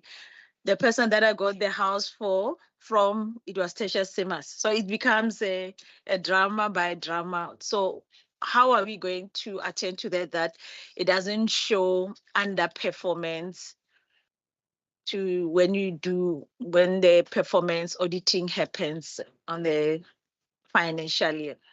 I think that it will be all from me for now. Over to you, Minister. Thank you, Madam Chair. I think we're going for a record, the final meeting. Madam Chair, in terms of title deeds, and I know that you and Member Seleko basically asked the same question just from a financial governance perspective, but also procedural perspective. So I'll actually, through the HOD and you, actually ask that Kamila answer that one, because I know that we are in discussions, but she can unpack where we are heading with that. In terms of, as Member Seleko said, the politics of kingmakers and the impact on human settlements, he made an example of our project in Bito as an example. I'll actually ask the HOD through you that the BK actually answer that. But Madam Chair, again, this ties into your question onto your question about, these districts, municipalities, for lack of a better word, they do cause a lot of stress in the system. I can tell you. And I'll use one practical example. I don't know if you can recall, in 2020, I went to Bito 3 times. 3 times they closed down the N2, 10,000 people I had to open the N2 because of one human settlement project. And I actually had to engage at that stage the coalition government of Bito to actually take a council decision to give back all of our projects, which is the only way that I can come through the back door, so to speak. And we have seen once the council took that, because every time there was a protest action, it cost the Garden Route district area 10 million rand per day that the N2 was closed. So the council had to take that resolution. Another example, which you are also aware of, Madam Chair, is in Oudtshoorn, where in 2013 all but governance collapsed. And again, council had to take a resolution where even till this day, my department directly pays the service provider. It does not even transfer the money through Oudtshoorn's bank account. And I think so there is a basis for dealing with the distressed municipalities. So obviously the big risk here is when you gazette the money and nothing happens, and you want council to take a resolution in that regard, but then you have 5 mayors in a year. You'll never get a council resolution, which is, I think, the department in that instance is a bit of a quick catch-22, because it does impact on our ability to deliver. We're talking about extortion. I think this at local government with dysfunctional councils, you can say perhaps that's another form of extortion, but only in terms of governance and not making decisions, which is needed to deliver the services. Madam Chair, in terms of EPWP, well, at least in 2.5 weeks, phase 4, the current version, will come to a closing chapter.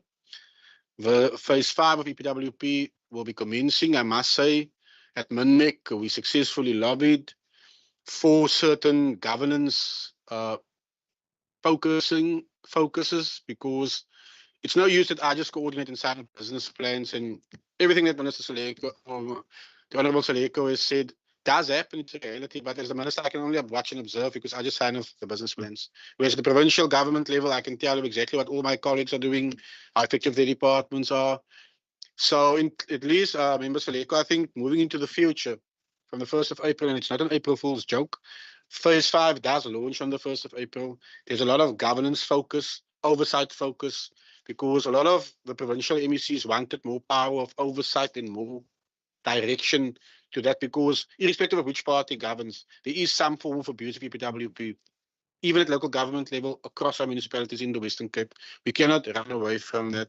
So I look forward to that implementation, and I think that will obviously be a presentation in the 7th term of office, Madam Chair, but at least the governance aspect and controls of systems, I think I will be happy with when we focused on that.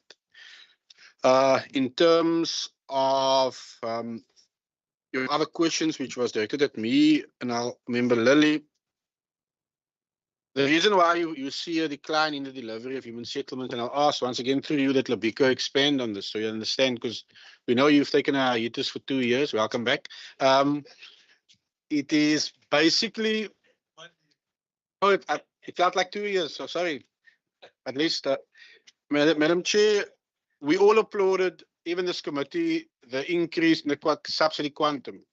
But nobody thought if it would take the national minister 5 months to actually give us the guidelines and so forth. And in the infrastructure sector, 5 months is a hell of a long time to wait, because all your projects stand still. And that's what one of the aspects that impact on our delivery capabilities. In terms of buying land, Honorable Lily, it's not that there is a short of developable land that is still within and use the city of Cape Town. The problem that you have is the exorbitant prices which people demand for that land. And we also need to engage the city of Cape Town in that regard as well, because they have a role to play. But once a community becomes aware that either the city or province is in discussions with the landowner, guess what? What happens within a few months? You suddenly see land invasions, you see people moving in, then it's all but lost. I mean, you will know that better than I do, because in the constituency that you have, projects that are earmarked are now a dead duck in water because all the land has been invaded. I think it was a Freudian slip of your tongue, because there is a question that was referred to me regarding the appointment of a chief director, which I believe your party questioned. So please be patient. You will get your formal written response from me. Thank you. Actually. Thank you, Chair. The first question around the COE, the 67 versus the 77, I'm just going to ask Rivka to respond to that question. Then the question around climate change, seeing more disasters, whether a dispute has been declared. We must just maybe take a step back, because context is important. Climate change is something that the entire country is dealing with. We don't want to be seen to fight about everything. Choosing our battles are quite important. We need to work with these departments. Ours is a strategy that speaks about how do we accelerate our own delivery at the moment, cleaning up house, making sure things are in place, so that for every cent that we have, we can prove that we can spend it, so that we can make the case to say, now give us the money of all of the provinces that don't spend it. Rather than go in there, guns blazing, we demand the money, and then people say, we gave it to you and you couldn't spend it. Nobody is going to sit around the table saying, let's now talk about rollovers. So for me, it is about strategy, and Minister has said strategy is a key thing for us, but it's also about partnerships.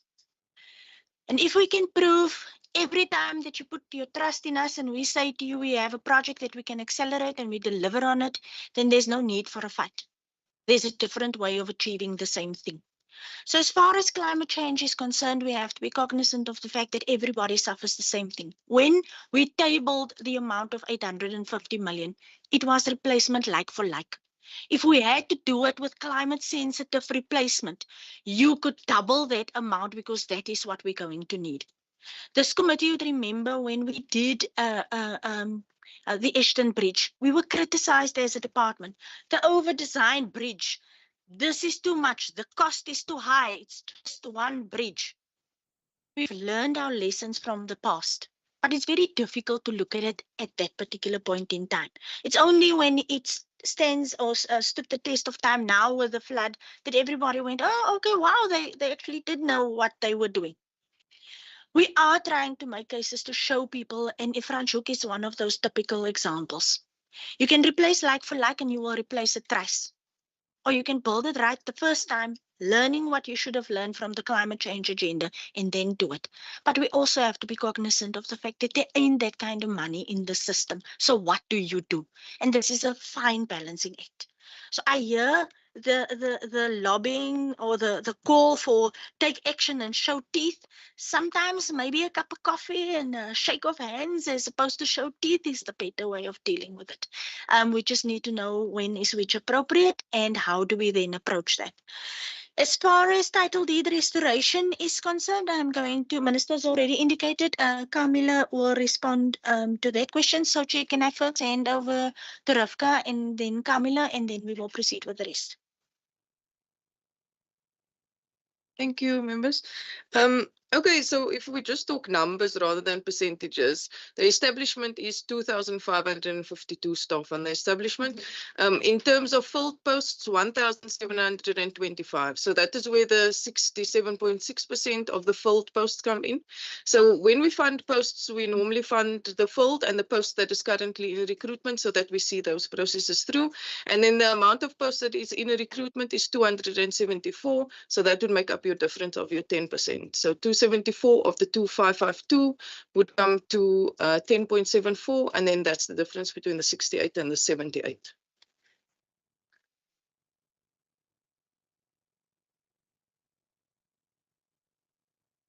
Why is the difference so high? 10% seems quite significant.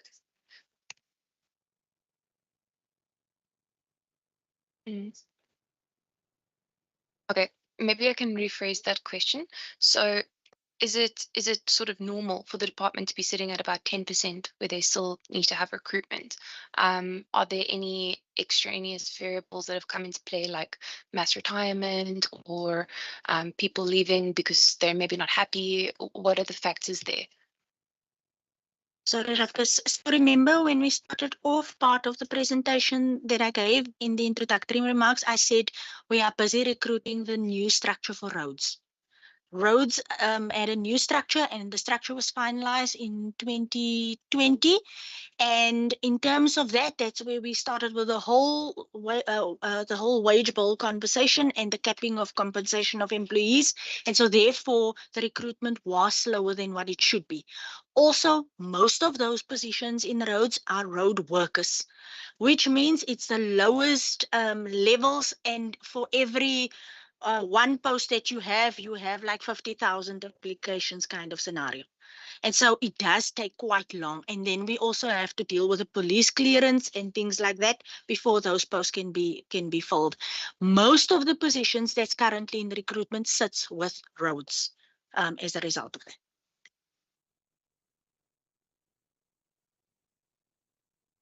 Thank you. Okay, in terms of title deeds and the rollovers, I think the issue isn't just capacity. The issue is that we see title deeds as the elephant, and we're not actually attacking the little parts of the elephant, which is what the chairperson referred to. Beneficiary verification is an aspect of title deeds, as is the municipality actually owning the land. That the planning is actually approved, except those little things. So what we've done this year that's different to previous years is we've prepared a readiness matrix. And what we're saying to the municipalities now is you want 10 million rand. Tell me how much of that 10 million rand you're going to spend on verification. So you've put aside 3 million. Once you've done your verification, then we can pay you that 3 million. How much is going to be spent on acquiring or land rezoning or something like that? Because if you're going to do land rezoning, you don't need the money for title deed registration. So we're trying to skim the elephant piece at a time and break it up into categories. The other thing that we're doing within infrastructure, previously in human settlements, once an approval was given for title deed funding, the money was paid to the municipality to enable them to actually appoint whoever they needed to do what they needed. That's been the source of the rollovers.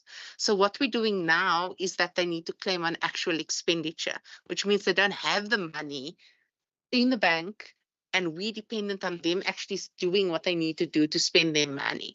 If they can't provide evidence that they've done this particular step, beneficiary verification, we can withhold the money and then reallocate it. So that's what we're attempting to do for next financial year.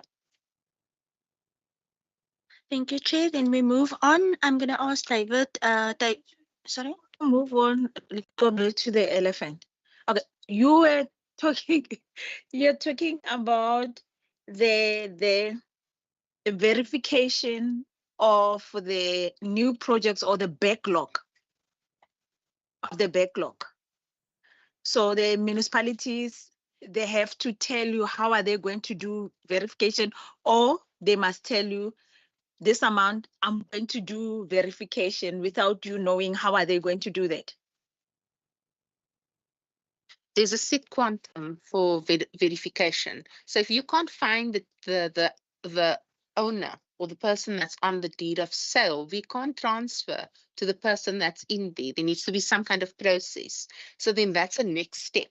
We'll keep that money back to actually transfer until we figure out what's going to happen with either normalizing the person that's in there, and then we'll keep that for another financial year.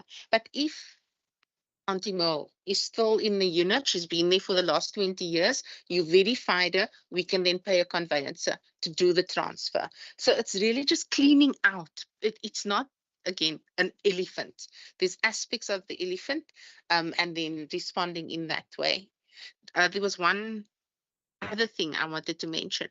We are partnering with DP as well, which has been, we've done it unofficially, in terms of helping the municipalities understand the planning challenges that are leading to the title deeds delays. It's been very successful so far, and we're wanting to look at if there's a way to almost formalize it, because if we could get that planning level of support continuously, it would also support the municipalities to unlock the planning issues that are holding back title deed transfers.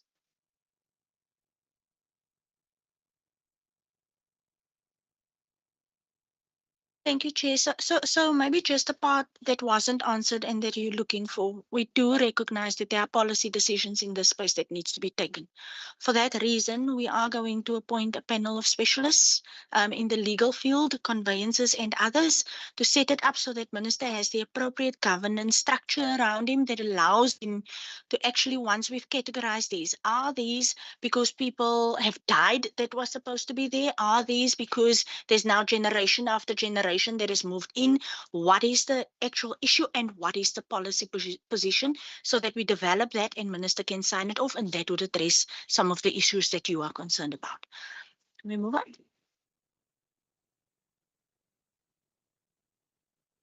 That was the, okay. It's a follow-up. Okay.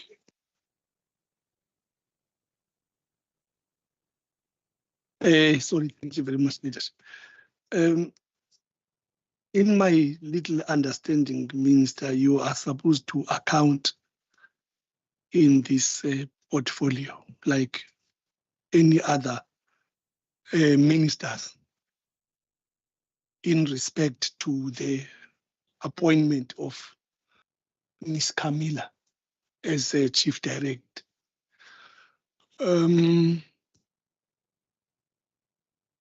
When you were coming here, surely when you were coming in this meeting, you understood that such a question will be raised. Fortunately, you are saying here, my organization did ask or send you a question around that. Now, Ms. Chief Director is now permanent, and without any, according to my organization's point of view, due processes. So it is best that you furnish us in this as a portfolio, because this is where you are supposed to account in anyway. So I'm really reluctant to allow you, Chair. I mean, a premier, a minister, incoming premier, to allow you to go back, whereas you knew that. What is this? You. No, man, it's not, man. No, my child is at hospital, so from time to time I'm getting messages. So I'm asking this leadership so that I don't know why, because for me, I thought coming here, you already have answers as to how, if that question was posed to you even prior to you coming here, thought it was going to be easier to say, no, we appointed so and so on the basis of 1, 2, 3. That is, I'm not trying to be difficult, Chairperson, in this meeting. I know I came late, but at the very same time, I must ask this question. Since in my presence, it was not asked, not by my colleagues next to me.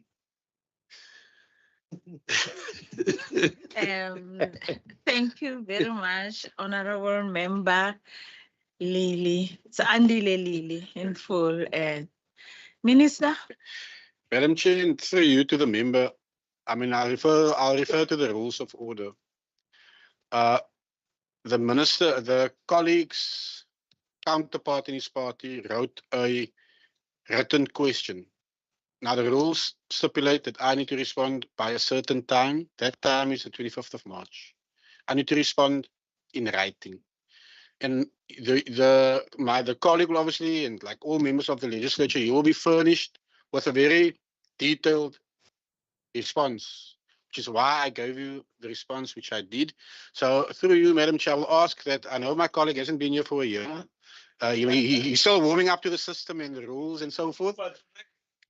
But that indeed I've never been known not for responding by the time that you as the chair and Parliament expects of me to respond to written questions. You will get a very detailed response from me by the 25th of March, which I think will answer all of the questions and the vagueness surrounding the matter. Thank you.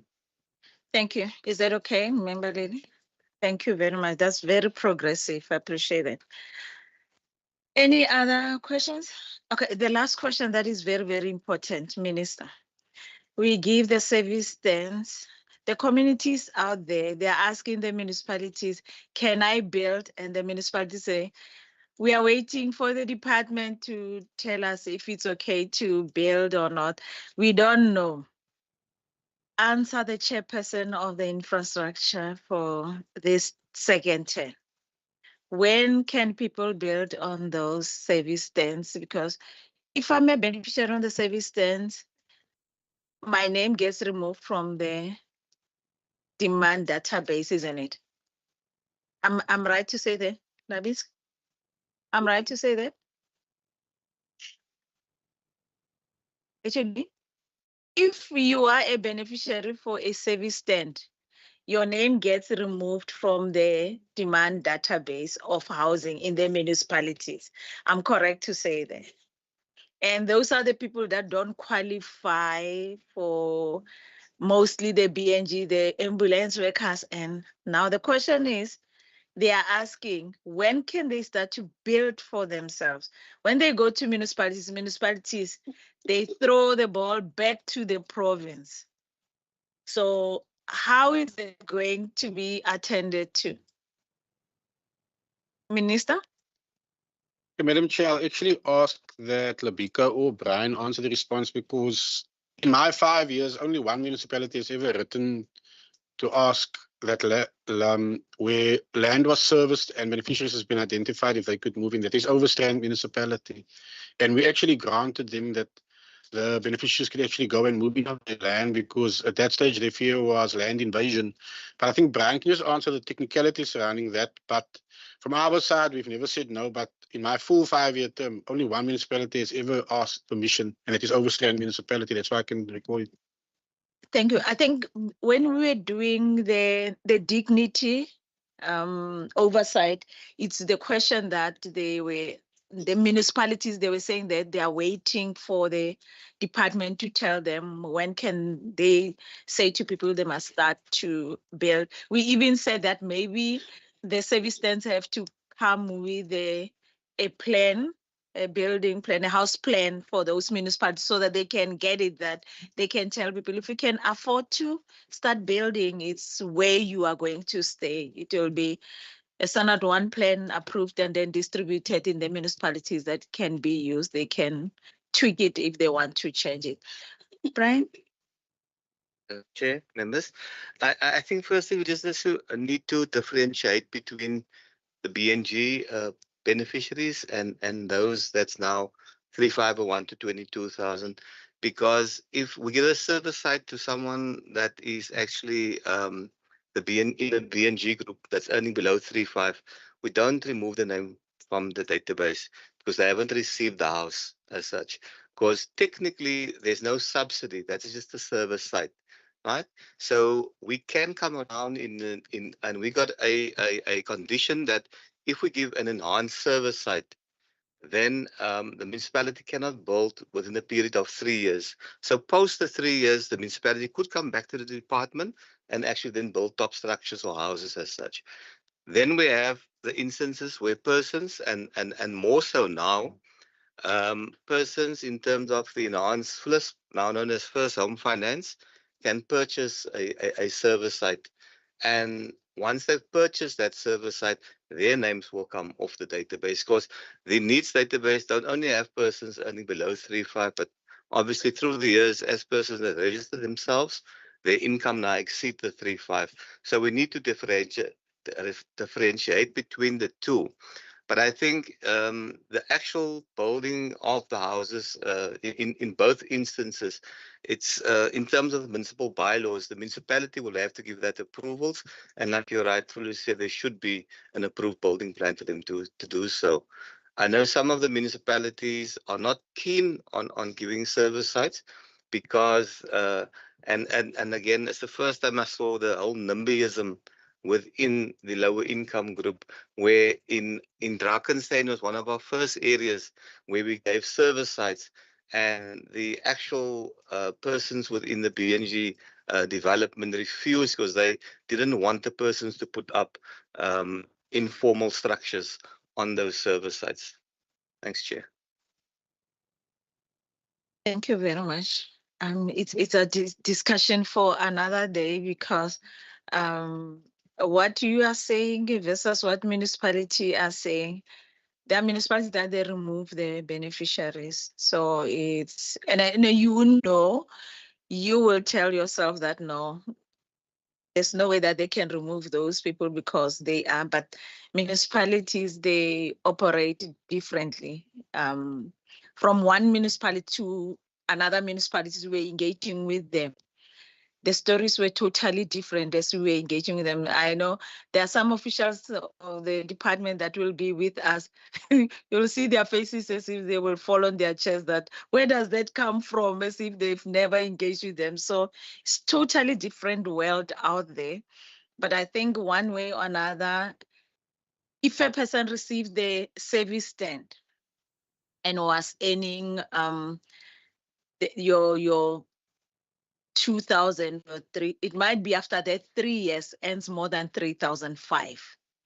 So maybe the department have to look at that because it's another thing that forces people to lie and say I earn less than 3,005 for a very long time. But if you could have said you can build for yourself. I mean, it's a dignity thing. If I'm raising the kids, I don't want my kids to be in a shack all the time. If I can afford to buy a maxi brick with a 15 rand or 25 rand and put it there to do a wall that my kids are safe from there, build a room and it becomes a plus to my family. Maybe department have to look at it to say that, okay, we give the service then plus a plan for those who can build for themselves. It will be quite a fancy, progressive thing to do for the department as they give their service then, so that we don't hear other people saying that you are giving the you are allocating the informal settlements like they are saying now. With the plan, it will say that no, it's not informal settlements, service tenants. Minister, I think that is all the questions that are exhausted from the members. I'm going to any closing from, let me start now with the acting HOD and then Minister will say the last word. Just again, Chair, thank you to yourself and the committee. We always learn something in our engagements with you, and hopefully you can say the same. Thank you for your frankness and also the respect with which you treat the department. We do appreciate. Thank you, Chair. Oh, thank you, Madam Chair. Firstly, let me thank all the members for their very constructive questions. And I think given the sheer size of this department, I think we've only covered one aspect of an entire department, to be quite honest.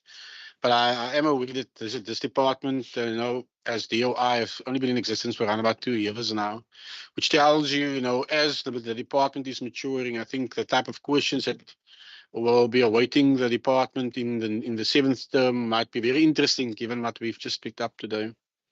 Madam Chair, I also want to thank you because today is our last appearance before the Standing Committee. This is your 2nd term, which means it's 10 consecutive years that you've been the chairperson of the same portfolio. And I do want to thank you for your leadership.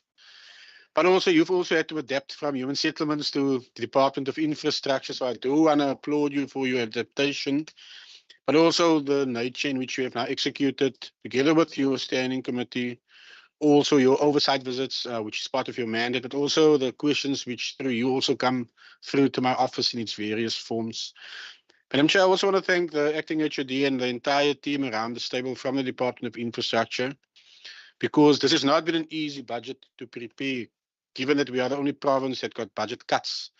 But to be able to prepare a budget for the MTF that still speaks to our key objectives, while we also seek to expand into certain new areas of our department in terms of energy, which is the next frontier for us. That does speak to our commitment and the department's commitment to ensuring that we do bring the Premier's vision to life of the Department of Infrastructure in its totality into the future. Madam Chair, but in closure, I do want to wish you and your Standing Committee members well on the deliberations. We've now tabled our budget for you. I think it's crystal clear what we are going to seek to accomplish. But I think into the future, given the uncertainty our country is heading into, a message which is of crucial noting to the Standing Committee. Partnerships are very key. It goes beyond just national departments, local governments. It's also stakeholders in the communities. And as this budget seeks to change so many people's lives and create so many opportunities, it's how do we leverage the partnerships into the future, with money getting less, but opportunities actually being out there getting more. Thank you. Thank you. Thank you very much. I think from my side, I think it will be the last engagement with the department for this term, for the new chairperson, the new incoming chairperson for this department. I think is going to get a very brilliant team that is very passionate about service delivery, passionate about the communities, if I may say, because I had the luxury of working with this department for the last 10 years.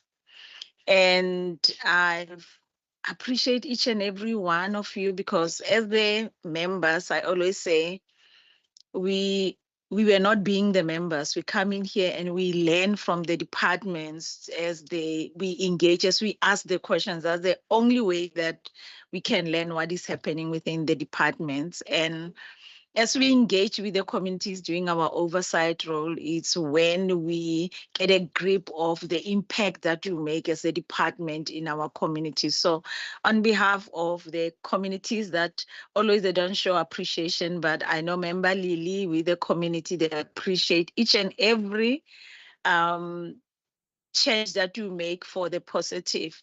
I just wish one day that will be a country that will not be talking about building houses. We'll be talking about the huge numbers of the jobs created for people to build their houses, because truly speaking, the houses that we are building It's been 42 square meters for a very long time.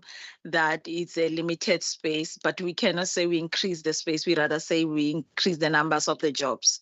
So that is the only thing that we can say. We need to move in that space to make sure that people, they can be able to build their houses. You look at the houses that people get, the RDP houses or the BNGs, and they extend them. See the double-storied houses and say, yeah, that is progress, but the reality is sustainability of the building free housing. It's not there. I see ministers' hair still black. I'm waiting to see it graying because of the numbers that you won't be able to deliver the number that Member Lily say has to build their houses about, wants to see the 12,000 per financial year, which is not possible with a limited budget that you do receive. But from my side, colleagues, thank you very much. And thanks for holding my hand throughout the 10 years as the department and engaging and delivering and seeing the good work that you are doing. I really appreciate each and every one of you. And Minister, thank you very much. And I hope you'll continue to be the captain of this ship moving forward. I'm not far from you, that I'll be always on your case again and again, because I know you can do more. So you do more as the department, but because we see that you can, always we want to see the percentage moving up, because you cannot be that you are on the same level. You have to level up all the time until you reach the ceiling.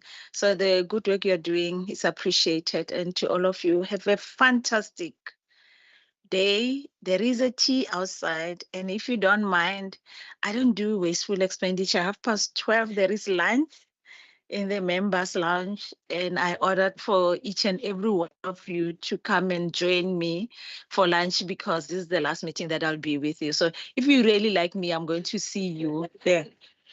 The ones that don't come back, I got you. I get the message loud and clear. So thank you very much. You can excuse us so that we can do our admin. Thank you.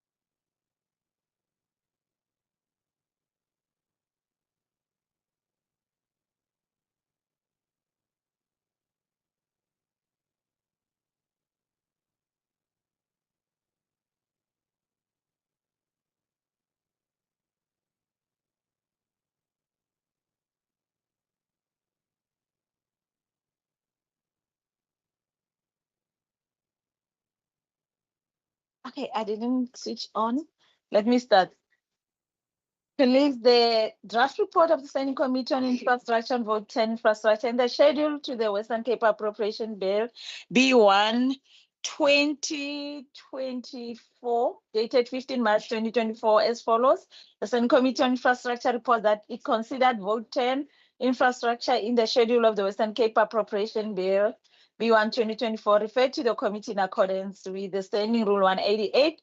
Report that it supports the vote. And Member Kayla? Second, thank you very much. Members, That concludes the business of the day. Meeting adjourned.